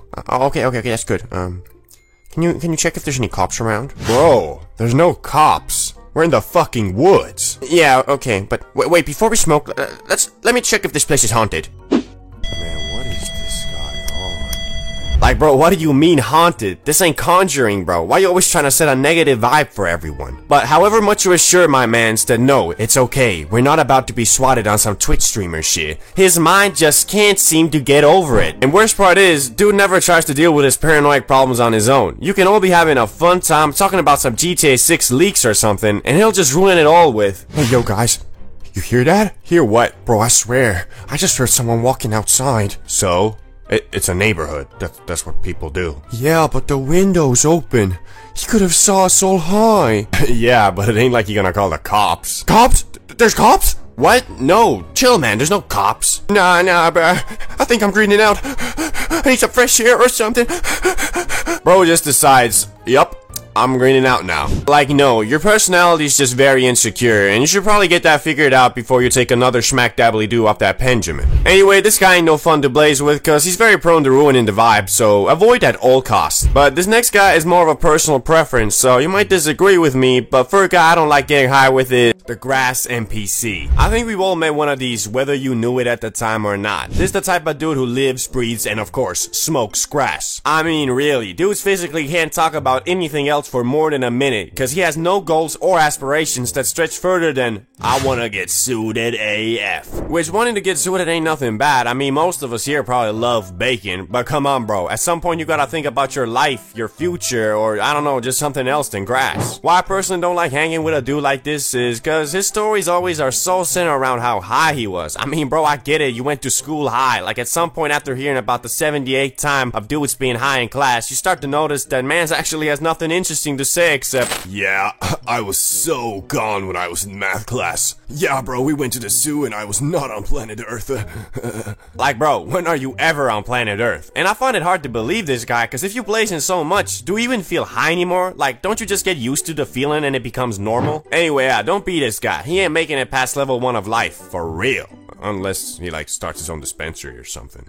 Then it could work out very nicely, actually. But the next type of dude on the list is the guy that wants to be taken way too serious. I don't know if you guys ever talked to someone like this, but I have a couple times, and it's annoying AF. You know how when you blaze, you tend to go on rants and halfway lose your train of thought and then just end up saying, ah shit, I don't know what I'm talking about. And everyone laughs and moves on? Well, this dude is incapable of doing that. Instead, he holds the conversation hostage with his ramblings about inflation, Biden, Oprah, and James Cameron. And if you start trying to move on and talk about something else, dude sits there not listening and then 3 minutes later hits everyone with the, okay, so basically what I was trying to explain earlier was, like, bro, we already moved on and we're all freaking baked. No one even remembers their last sentence. How you gonna start expanding on your thoughts from ages ago like the MCU or something? Worst part is, however much you try to politely show him to stop ranting, he never gets the signs, he just keeps doing it. Best thing you can do is just not invite him to the sesh, and you don't have to feel like a dick about it either, cause I'm 100% sure he understands the signs, but just ignores him cause he thinks his thoughts are more important than whatever the group wants to talk about. But the next dude on the list has a bit of a different problem, and he is Mr. I'm bored, I wanna do something. Oh snap, the guy who is somehow always bored and wants to do something. Now, don't get me wrong, I love high adventures and I'm always down to go on one, but only if there's actually something cool in mind. Yeah, this is something this dude and me don't have in common, cause this mofo just spams the sentence,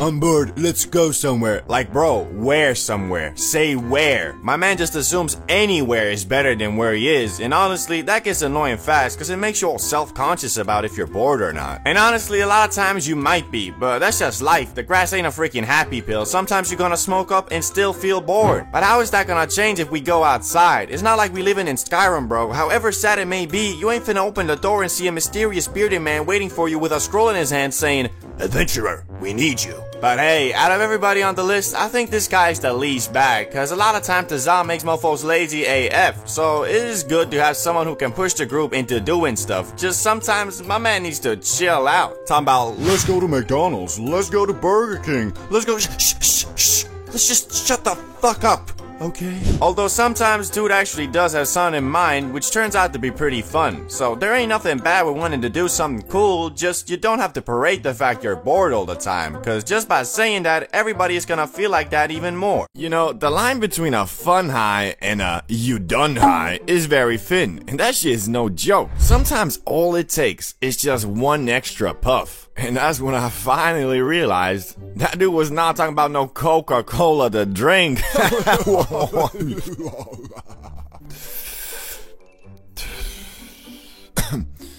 Wait, but I did buy this weed from him. I wonder if... No, wait, it can't be. Everybody stop right now! I think we're all smoking crack! Hey, yo, see, you got any more of that, That weed you gave me yesterday? Oh, it's really good shit. Yeah, I really like it. Hey, yo, I see you have some. Hey, yo, give me, I'll give you anything. I'll fucking suck your dick. And that's exactly why you can never trust a plug who also sells that Coca-Cola, if you know what I'm saying. But your weed being laced with a substance that'll change the chemistry of your brain and make the pursuit of your dreams and happiness into the pursuit of concentrated 1900s Coca-Cola and ruin your life forever is the least of your worries when you smoke up with a bunch of sad boys. Now, don't get me wrong, mental health is very important and you should never keep everything inside because your loved ones want to help you. But bro, ever since Juice WRLD dropped Lucid Dreams, motherfuckers will find any reason to be depressed. I still see your shadows in my room. Can't take back the love that I gave you. Yo, what was going on with you, bro? Like, you've been acting really sad as of late. You wouldn't understand. I'm depressed. There's just no point to anything. Wait, but you weren't depressed 2 days ago. Oh, you're on a sad boy phase. Sad boy? No! Oh, fuck, I guess I am. Yeah, bro, how about we go to Salamander's place, get obliterated, and play some Super Smash Bros. Instead of whatever the fuck you're doing here? Yeah, what am I doing here? Yeah, let's just get out of here. 1 hour later. So, Ricky, you still sad? Nah, I'm having a blast. Wait, but you were saying something about, like, someone's shadows you were still seeing in your room? I don't want to talk about that. And that's the story of how we were able to stop Ricky from becoming a full-time sad boy, just in the nick of time. But besides almost losing a friend to the song Sad, exclamation point, there have been 2 extremely scary highs I have gone through. One was instigated by the po-po, man, fuck the police!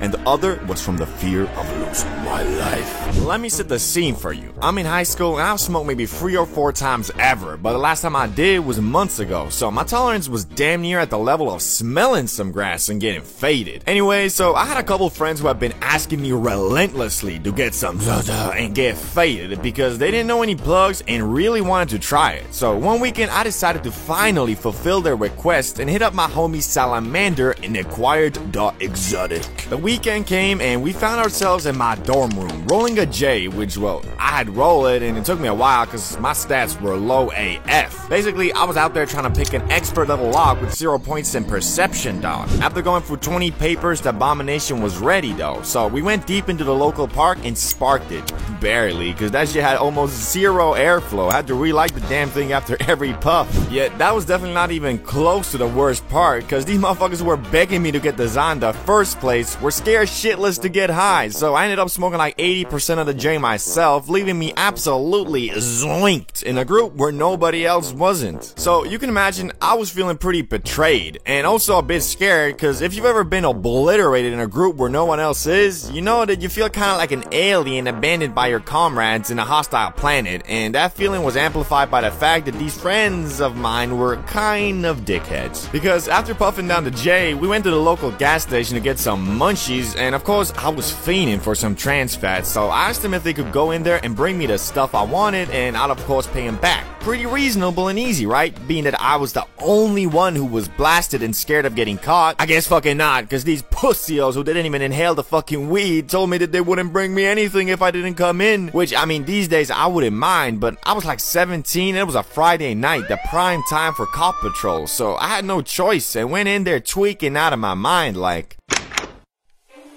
Oh, fuck, this place is full. Shit.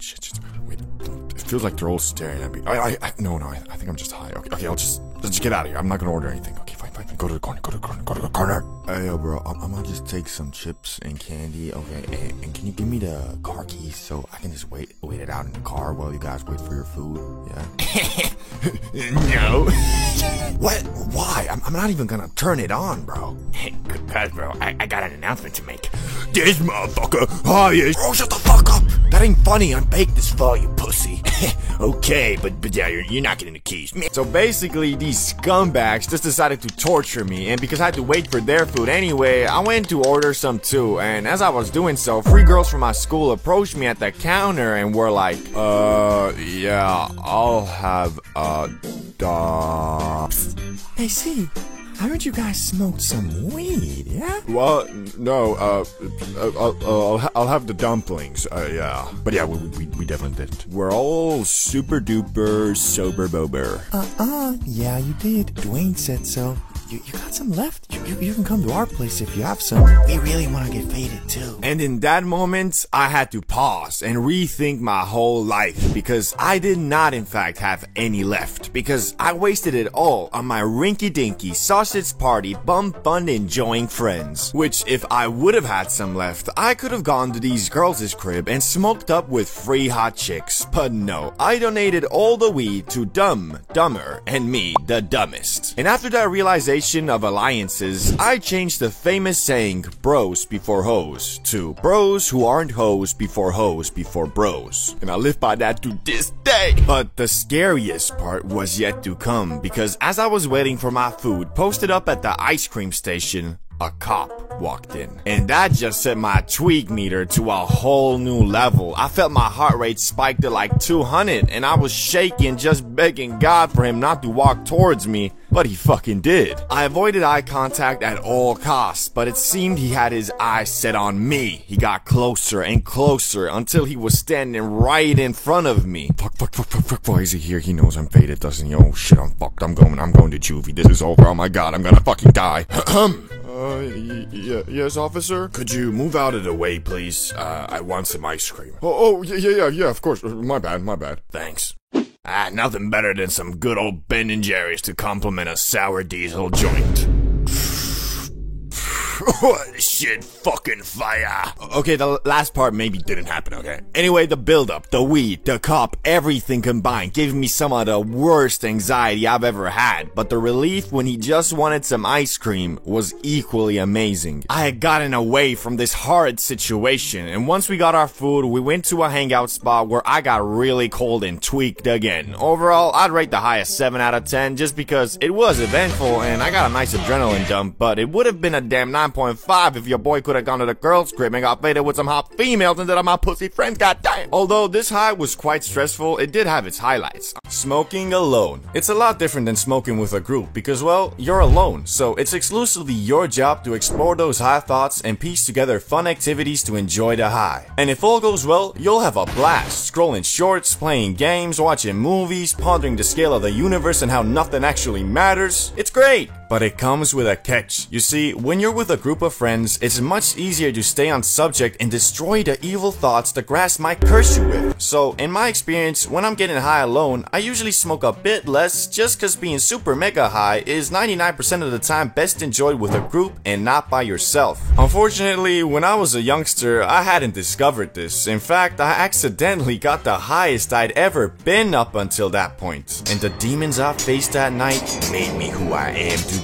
The story begins with a high schooler CBD bro who had planned a great adventure with the main homie Salamander and Ricky. Well, not a great adventure per se. We were gonna go to Salamander's place on Friday night and get absolutely obliterated off that Zaza. And for that, I had secured a whole gram of that exotic the Friday before. And although very tough, I fought the urge to blaze for a whole week just so we could demolish it all together in one night. And if you watch some of my older videos, you know Salamander had a bit of a funky home situation, so a lot of times his house was completely free, and this was supposed to be the case on this beautiful night as well. So you know your boy was excited as an 8-year-old on Christmas for this upcoming Friday night high extravaganza. But it all came crashing down when Salamander texted me, "Hey yo, my parents came home tonight and well, they found my bong, so I'm basically in the gulag now, so no smoke sesh tonight, nor probably the next night, nor, well, until they leave again.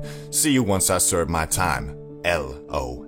A true tragedy. Our plans had been foiled by none other than Salamander's stinky old bong, which would have never happened if instead of his stinky BONG, but I think you guys can see where this story is going. I had a whole gram of that fine exotic grass, and I've been holding myself back for a whole week in anticipation for the now cancelled high extravaganza. So here I was, standing in my shitty little dorm, filled with sorrow. I decided, screw it.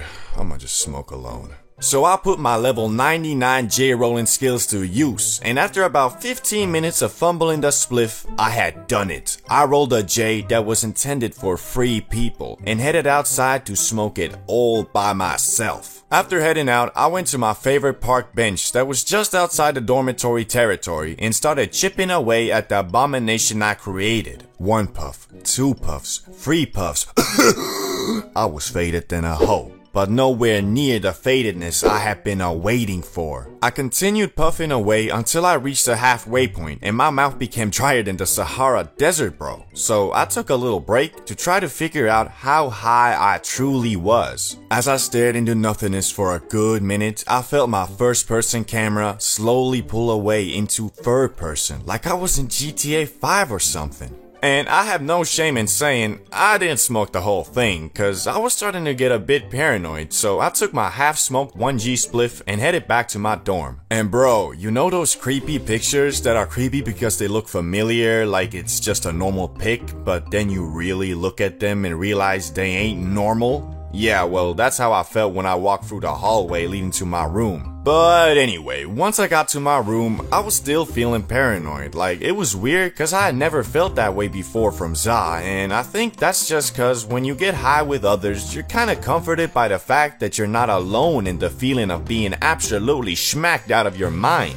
Thankfully, I did find some comfort in my favorite platform, YouTube. So I started watching some good vibey videos and slowly snapped out of my paranoid state, but was instantly greeted with a new problem. An uncontrollable sensation that if not satisfied will drive you right back to where you started. I'm talking of course about the munchies. So I gathered my strength and started walking to the closest store, and once I arrived, well, I ain't even gonna lie, my wallet was at the mercy of the Za, bro. So basically every food item I saw, my brain went, bro, see those Twinkies? That shit looks bussin'. Yeah, I know, but it's $4 and I already got like $25 worth of stuff in my car. Nah, bruh. Screw all that. You buy this fucking bag of Twinkies, or I'm giving you a panic attack right here, right now, bro. Okay, I'll buy the Twinkies. Yeah, of course you will. Well, while you're at it, take that cheese sauce for the nachos, too. Okay, I will. After my brain finished ganking the shit out of my wallet, I went back to my room and started demolishing everything I bought. And after that whole munch sesh, I was feeling a lot less high too, but also my stomach was a bit upset, so I took a massive dump, laid down on my bed, and started scrolling shorts. And I scrolled and scrolled until I passed out without even brushing my teeth and still in my clothes. So you can imagine the next day, I had a bit of a kush hangover, feeling like Shrek, haziness, and overall being slower mentally, but hey, no regrets, cause my brain wasn't lying about those Twinkies, goddamn.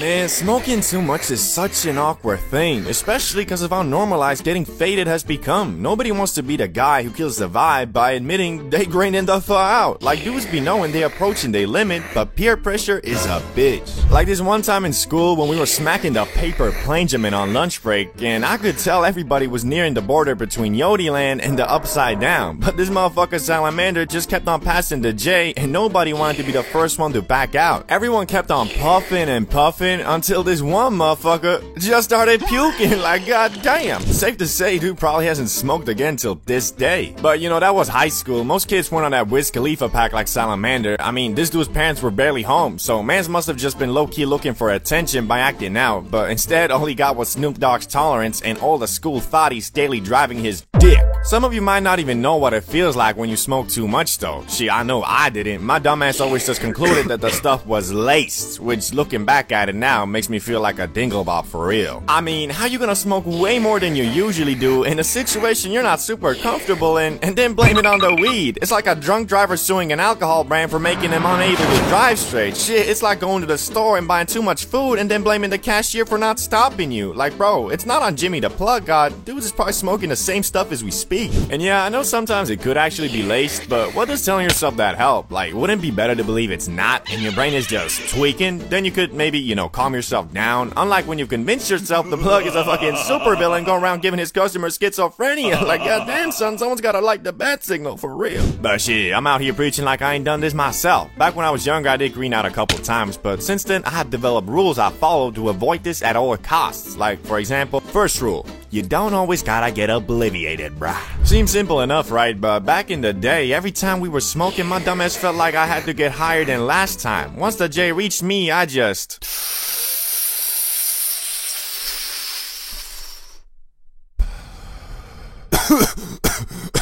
Thanks, bro. You guys got another one? Bro. No. There's just some basic etiquette too, like everybody wanna get faded equally, but one thing with smokers is they're usually always chill and peaceful, so when you start hogging a spliff, rarely is somebody gonna forcefully take that shit from you. Just next time when you pull up, they'll bag your ass, pistol whip you, throw you in the trunk, and bury you alive next to Mr. Beast. That video would probably have to be on Rumble though. But point is, you don't always gotta be the highest in the room. Second rule. Accept your limits. This is low-key the most important and the most difficult, but you might be thinking something like, don't you mean know your limits? No, I don't, bro. Cause I bet most y'all know them, just when you be watching Fulcrum smacking the Benjamin like that bitch be only containing O2, you get a false understanding on how much mofos be actually smoking. Cause you can always do more, but what you can't do is forcefully remove the THC from your system and get less high. So don't be a victim of peer pressure just cause you wanna be cool, fool. But these rules don't mean shit if you don't factor in where you are and what you're doing. Which leads me to the day that made me come up with these rules. The time in my young life when I smoked so much in the wrong place, I was goddamn obliviated. Shit, I smoked so much I had less dialogue options than an Oblivion NPC. The first time I got high outside the comfort of me or a friend's crib. It was the usual business. We were chilling with the gremlins, me, Salamander, and Ricky, smoking up, talking about how we don't fall with school and how we finna make it out the hood. You know, the usual Gen Z shit. When Salamander, being the thotty magnet he was, got a text from one of his female companions inviting to what this motherfucker claimed to be a chill hangout spot. Although I do trust the homies, knowing Salamander's track record, I was a bit sus, cause I seen the places this dude hangs out at. I'll be waking up at the middle of the night to take a piss, then check the snap only to see dudes partying at some straight up trap house bugging off fucking ketamine. Okay, can't say that on YouTube, but let's just say it wasn't weed. Anyway, you know the drill. I don't wanna go, Salamander uses his 99 speech, convinces Ricky, now it's a 2v1, and I fold. Epic victory royale. But I agreed only under the condition that none of us drink nor do anything else but smoke the Lord's loud, because it was a motherfucking Thursday after all, so I wasn't trying to pull up to school smelling like a bum, acting like a depressed middle-aged man from The Hangover. Looking back at it though, that was probably the wrong call, cause, well, you'll see. So we're walking to the crib and Salamander lights up this comically big J that he rolled back at his place with a week's supply. While we're almost finished puffing and on the edge of obliviation, I see this super dope house that seems to be having a party, so I excitedly asked Salamander, Yo, is that the spot? Bro, okay, that place does seem pretty dope. oh yeah, that's the spot. Glad you fought with it. Some people are kinda put off by it from the initial appearance. Anyway, let's just go in. Yeah, it looks pretty cool. You first though. Where are you going? What do you mean? The crib, bro. Leave it to Salamander to have you walk through an amazing street filled with beautiful houses and lead you to the only one that looks like Shrek's vacation home.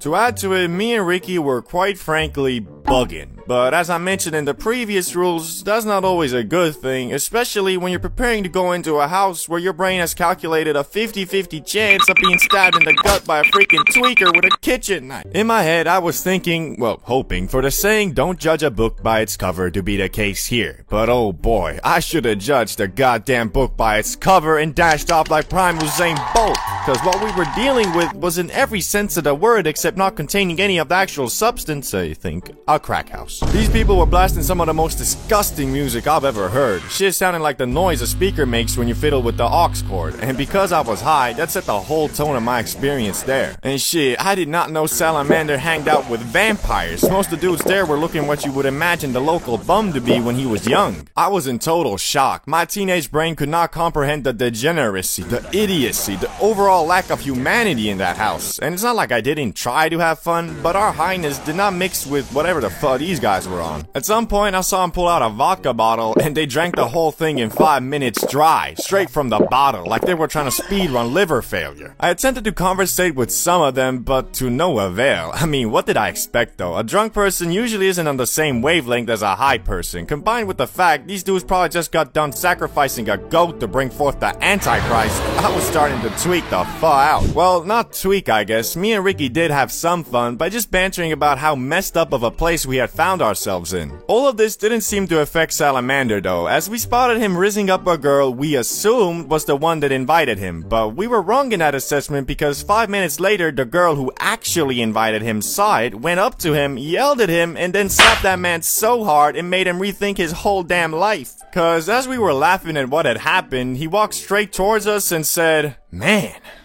you guys want to do some ketamine?" Nah, he actually told us that this was probably a bad idea and that he's ready to leave if we are. Good thing too, cause if that girl hadn't slapped some sense into him, Salamander might have gone on to do the thing I mentioned like 3 times in this video. So anyway, we went back home at like 2 AM or something, put on some WWE on the TV, prepared to gleep, and got obliviated. Doesn't go much further than that. Shout out to Fulcrum. Ever wonder why some dudes can inhale that freshly cut grass an unholy amount of times with eyes so red you think dude is bleeding internally on some exorcist shit, but when asked, "How you feeling, bro?" they'll respond with something like, "Eh," or "Honestly, could go for one more J." Well, the reason for a response like that is due to their grass smoker power, which, contrary to popular belief, isn't all about tolerance. Although that can be an important factor, it isn't everything. So Randy, who's 30 years old and has been on a tea break for 2 years now, but has been consistently inhaling that grass for the entirety of his adult life, will be much less likely to freak out over some stupid shit than, for example, Jimmy here, who's been getting high for 2 months straight every day and claims himself a Za God. The reason for that is, Jimmy, although his tolerance is almost maxed out, still can't handle the fade in a situation even remotely out of his comfort zone. All that being said, we all start off on level 1. Bro, I think it was laced. Level 1, the good old times where the Za was still mysterious and scary. This is the level you're at if you've inhaled that magic spice only a couple times, and only so in the safest, securest, and good vibey situations possible. And honestly, while at this level, you couldn't even imagine doing anything besides eating Doritos and scrolling YouTube shorts whilst blasted, cause you just haven't gotten used to the feeling the green bestows upon you. That being the increase in significance of every thought and action, and because you don't know how to control it, your experiences with weed are mostly in your own head. So when you high, you can't focus on shit. Like really, the only thing that seems to catch your attention for more than 10 seconds is that sweet, sweet flavor on those Sour Patch Kids that you never knew could explode in your mouth like that. Now, depending on if you getting blasted solo or with friends will determine your speed of leveling, cause usually if you with friends, you get used to the Za more quickly because you're socializing. Plus, you know, there's always that one guy in the group that likes to mess with the newbies by getting them as high as possible and then being like, "Hey guys, let's go to the gas station." Which might seem whatever, but if it's your first time, you might just have a damn panic attack at that 7-Eleven, cause I swear, everybody is looking at you, and the cashier, he's onto you. Yeah, fuck that guy. Anyway, if you keep on eating grass, you'll move on to level 2. I am the Zaza God. Remember Jimmy, the self-proclaimed Zaza God?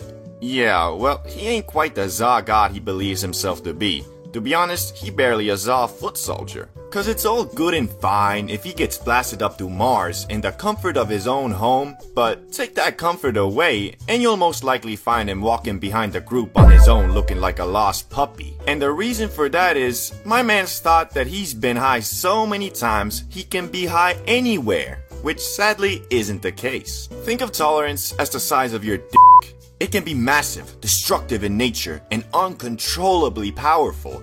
But what does that matter if all you use it for is to jerk off? Same with tolerance, it's situational, so you can be unfazed by the Za in the comfort of your own home, but as soon as that comfort is taken away, you a total noob again. Instead of focusing on the size of his T, Jimmy should have been focusing on upping his riz and going out and pulling some quality baddies, if you get what I mean. I'd say going from this level to the next is one of the biggest steps in between levels, cause to confidently say you a Za God, you should be able to keep your cool in most public situations, even if everybody is staring at you and every car with a hint of blue is a FBI agent ready to take you away for good. You gotta be chill, like a cucumber. And if you do study the cucumber enough while spugging off the broccoli, you might just advance to level 3, Transformer Optimus Prime. this level is called Transformer because it's the level where your Zaza adventures completely transform. Instead of only smoking up at the comfort of you or your friend's home, you can now make plans in somewhat chill public areas like fast food places, cinemas, the park, the spa, or really anywhere where you know people will most likely be minding their own business. And because of this newfound power, you probably have also started blazing that green more, which depending on the type of person you are, it could start affecting your everyday tasks and goals negatively because although hard to admit, the Zaza can and will make you a lazy mofo if you let it. But as I said, it all depends on the shape of your character, so if you can control the inherent laziness the Za tries to curse you with and still keep on rolling with your goals without becoming a Dorito munching World of Warcraft playing stay-at-home hobgoblin, at some point you'll move on to level 4. Yeah, to be honest, I'm high right now. Welcome to the ultimate purgatory and struggle of a consistent Za enjoyer. As I said before, you only advance to this level if you didn't become a Star Wars lore arguing Prime Dumbledore admiring League of Legends playing high stay-at-home goblin. Wait, why are you Star Wars lore all the time? And I love Dumbledore. Ah, well, at least I don't play League of Legends. Anyway, as I was saying, it's quite hard to make it to this level, and even harder to stay here, because nowadays, you are so used to doing stuff while blasted, you could theoretically be in that state 24/7. But the problem is, you also know being high 24/7 is expensive, plus, even if you don't notice, I'd say for 95% of people, it makes them less productive as well. So that's why I call it purgatory, because you're constantly pondering the question, should I maybe do a quick hit before doing this? And although I'd love to say I have the answer to that question, I don't. It all depends on you and your situation. So for example, if I had a job interview, I wouldn't do a quick hit. But then again, I know dudes who say the Za makes them less nervous and stressed, plus more talkative. So for those people, I'd have to say, go ahead I guess. But if one day you find a definitive answer to the question, should I maybe do a quick grip before this? You'll move on to the final and most elusive level there is. Level 5. Za God. You have entered into your own subconscious and from it dug out answers to humanity's biggest questions like, are we alone? Why are we here? Why is an 80-year-old man running for president again? And of course, should I bang that Benjamin a little bit before heading out? And I'm sorry to inform you guys that I do not know much of this level because I have yet to make it this far myself, and I still have no idea why Joe Biden is running for president again. But I can tell you this much. This is the level that completely transcends tolerance, as you really don't even need to worry about that anymore, cause you know your body to the point you always know what amount is the right amount. Also, you have figured out the perfect formula for working hard and following your dreams, whilst also inhaling that Za and being a chill and interesting dude, not just some corporate. If you've ever bought from a plug, you probably know about that teeny tiny voice in your head that goes, what if it's laced, bro? And although 99% of the time, that's just you being paranoid, the other 1%, it might be warranted. Which brings me to the time I was dead certain the grass I bought was laced. But you know, I still smoked it. The day started like any other. I woke up, ate my Captain Crunch, worked out, made some videos, and now after a productive day, was looking for some Za to smoke up and watch some Elon Musk vs Zuckerberg fight breakdown videos. Personally, I got the Reptile King on this one. Anyway, the bad news was, I was out of grass. And even worse, the plug I usually buy from wasn't answering, so I had to get creative. First I tried to scrounge up a hit from smacking the shit out of my grinders and using a card to move it together like I was about to do a line in the back of the nightclub. But alas, after all my effort, I was left with only a smidgen of a hit that was 50% dust and dirt, so although I really didn't want to do it, I knew I had to start asking around for a new plug. And so I did. And after about 30 minutes, I was given the Snapchat of a seemingly high-level devious criminal, and I concluded that by his Snapchat username, which was free straight money emojis, and I'm guessing he chose this name just so everyone knew. I am a drug dealer and I make a lot of money. I shot him a message reading, yo, can I get one? Hoping that he would respond unlike all my other plugs, and just a few minutes later, I was blessed by a message reading, yeah, nice. All I needed to do now was ask when and where, which he responded swiftly with an address that was very close. So I hopped in my Urus. Sorry, I have a Lamborghini Urus. Yes, this is a fact. Spread the word, guys. And pulled up on the spot where I was expecting to greet a killer tattoo. Nah, actually, I'm too experienced now. I knew it was gonna be some high school kid. They're the ones who always use emojis for their plug Snapchats. And it was exactly what I thought. A scrawny looking kid with glasses pulled up, dropped the bag in my car, and dipped. Well, I also gave him the money, but nothing really different or alarming had happened during this altercation. As I was driving back home though, I took a quick little sniffington from the bag and well, that shit was smelling a bit sus. I can't quite describe the smell cause it did stank like good za. There was just a certain chemically fragrance to it as well. But regardless, I brought that za home and before I smoked I did a bit of googling.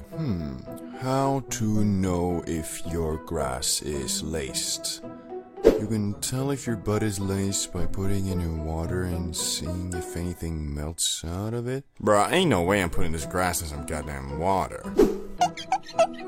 Ah, fuck, it seems good to me. So yeah, I didn't really practice a lot of precaution. I mean, worst case scenario, I accidentally smoked crack. But anyway, I loaded up the hit and took a smack dabbly do off that thing. And at first, I couldn't really tell nothing was wrong. I mean, I was on the couch feeling like a medium rare filet mignon, but that's just being baked. Until I suddenly started getting real paranoid for no reason. Like, not paranoid in what if it was laced, but paranoid in... Hey, what the fuck was that? Hello? I'll have you know I'm a certified demon hunting boxing champion, bruh. I'll knock your nun-ass out in an instant. Ah, hell nah.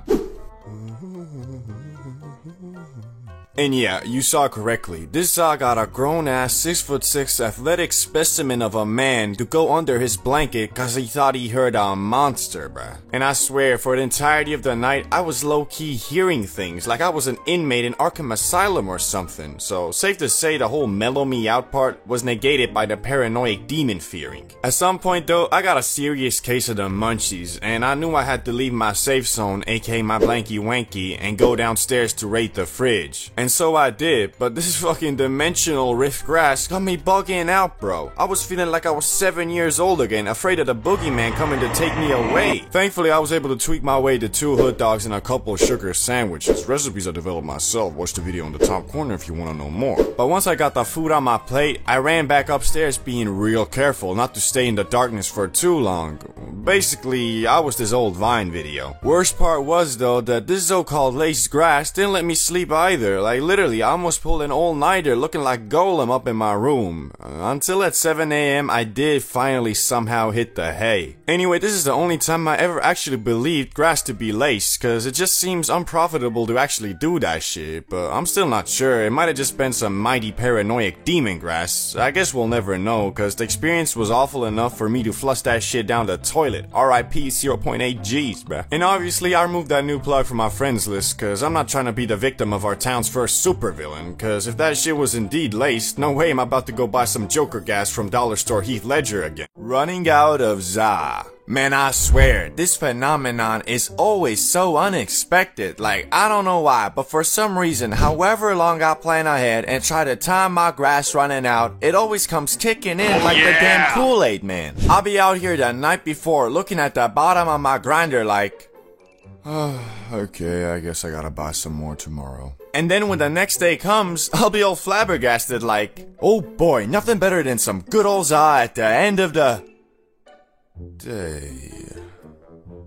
What? This can't be. How have I ran out of Za? I literally just had some yeah, shit. And now that you realize that you out of grass, you got 2, well, 3 options. You either accept your fate and just go on with your night, hit up your plug, and get ready to lose out on your hard-earned money, or the legendary special down bad method I often do, empty out all your grinders, search through all your pockets, and scrape together one last hit so you can delay the buying of the Za for 1 more day. But although I do this quite often, I don't recommend it, cause I swear, those scraped together hits are always some 20% plastic, 20% dust, 20% dirt smack dabbly doos. So every time I do hit that awful abomination of a bowl, it'll have me all paranoid about what the f did I just smoke like?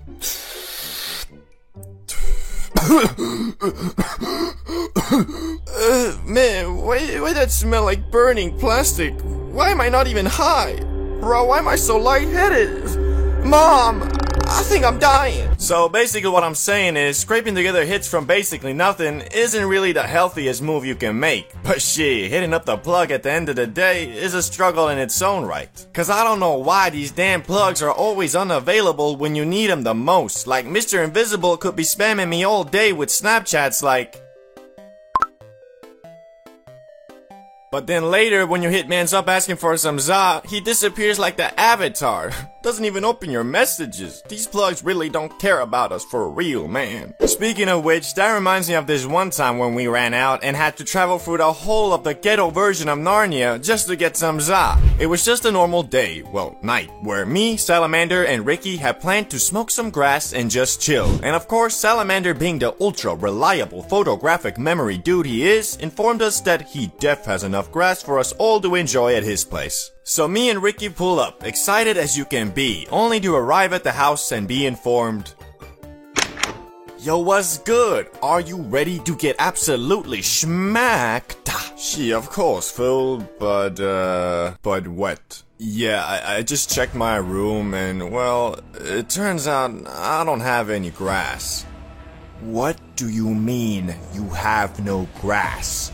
You said you had a ton, bro. Yeah, I mean I did, but I kinda smoke it all. Man, what the... Why you gotta do us like that, bro? You got us all hyped for this, and now we're here in your mansion and you're telling us there's no grass? Like bro, I'm finna cry, for real, man. Yeah, bro, you're right, I'm sorry, I messed up. But don't worry, I already hit up Jimmy the Plug God. We can drive there now. Okay, sure, let's go. So we go into Salamander's parents' car, which was sleek AF, and quite literally went to the bad part of town with it, feeling like some mafia bosses, for real. But once we arrived at Jimmy the Plug God's house, he was nowhere to be seen, and well, turns out, dude hadn't even texted Salamander back. He just had us come here in hopes that the time we arrived, he would. As we were sitting in the car, waiting for a good 15 minutes at that point, Salamander tells us the dude probably isn't gonna respond. But he already wrote another plug and he def gonna hook us up. So we drive to a new place where this time the plug was actually waiting for us. So we hopped out the car and walked towards him. Yo, what's good, bruh? Yo, what's up? So, do you got that Zaza? Of course, yeah. Here it is. Bro, is that 2 G's like I asked? Yeah, it's just compact, you know, like a dime. Bro, fuck off. If that's 2 G's, then prove it. What are you waiting for? Put it on the scale. Nah, bro, I don't sell to people who don't trust me. Disrespectful AF. Nah, bruh, disrespectful is trying to show the long-term customer in his hour of need. Keep your diamond to yourself, big dog. We outta here. Yeah, whatever. See. As our hopes were dwindling, we were in Salamander's car about to call it quits when the only plug that was exclusive to me and nobody else knew of finally responded to my message saying to meet up and that he got the za. So we go to yet another location in hopes that finally we would get our now well-deserved bag of grass. And once we arrived at the meetup spot, which was a pizza restaurant by the way, we parked the car and text Mr. Invisible that we're outside waiting for him. A good 10 minutes goes by with no response, so the overall mood is starting to get pretty gloomy, as we quite literally have just driven around for hours trying to secure just a smidgen of za. And although we were truly experiencing a Gen Z 21st century Great Depression, we were saved with the text, "Oh, he responded! Oh, snap! What'd he say, bro?"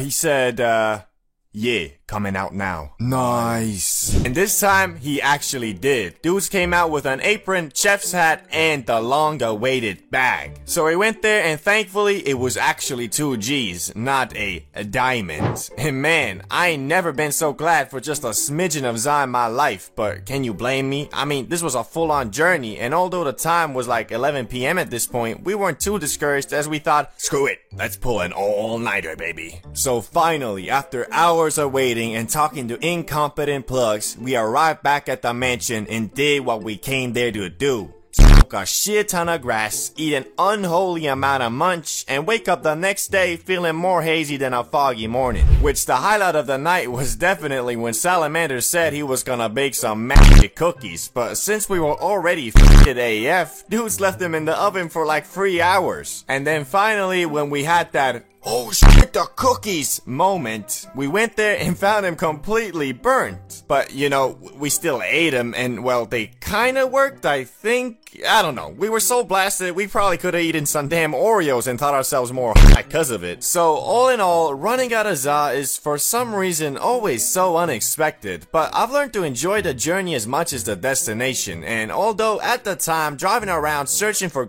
was annoying AF, looking back at it, it was actually pretty fun. And the night was definitely more memorable because of it.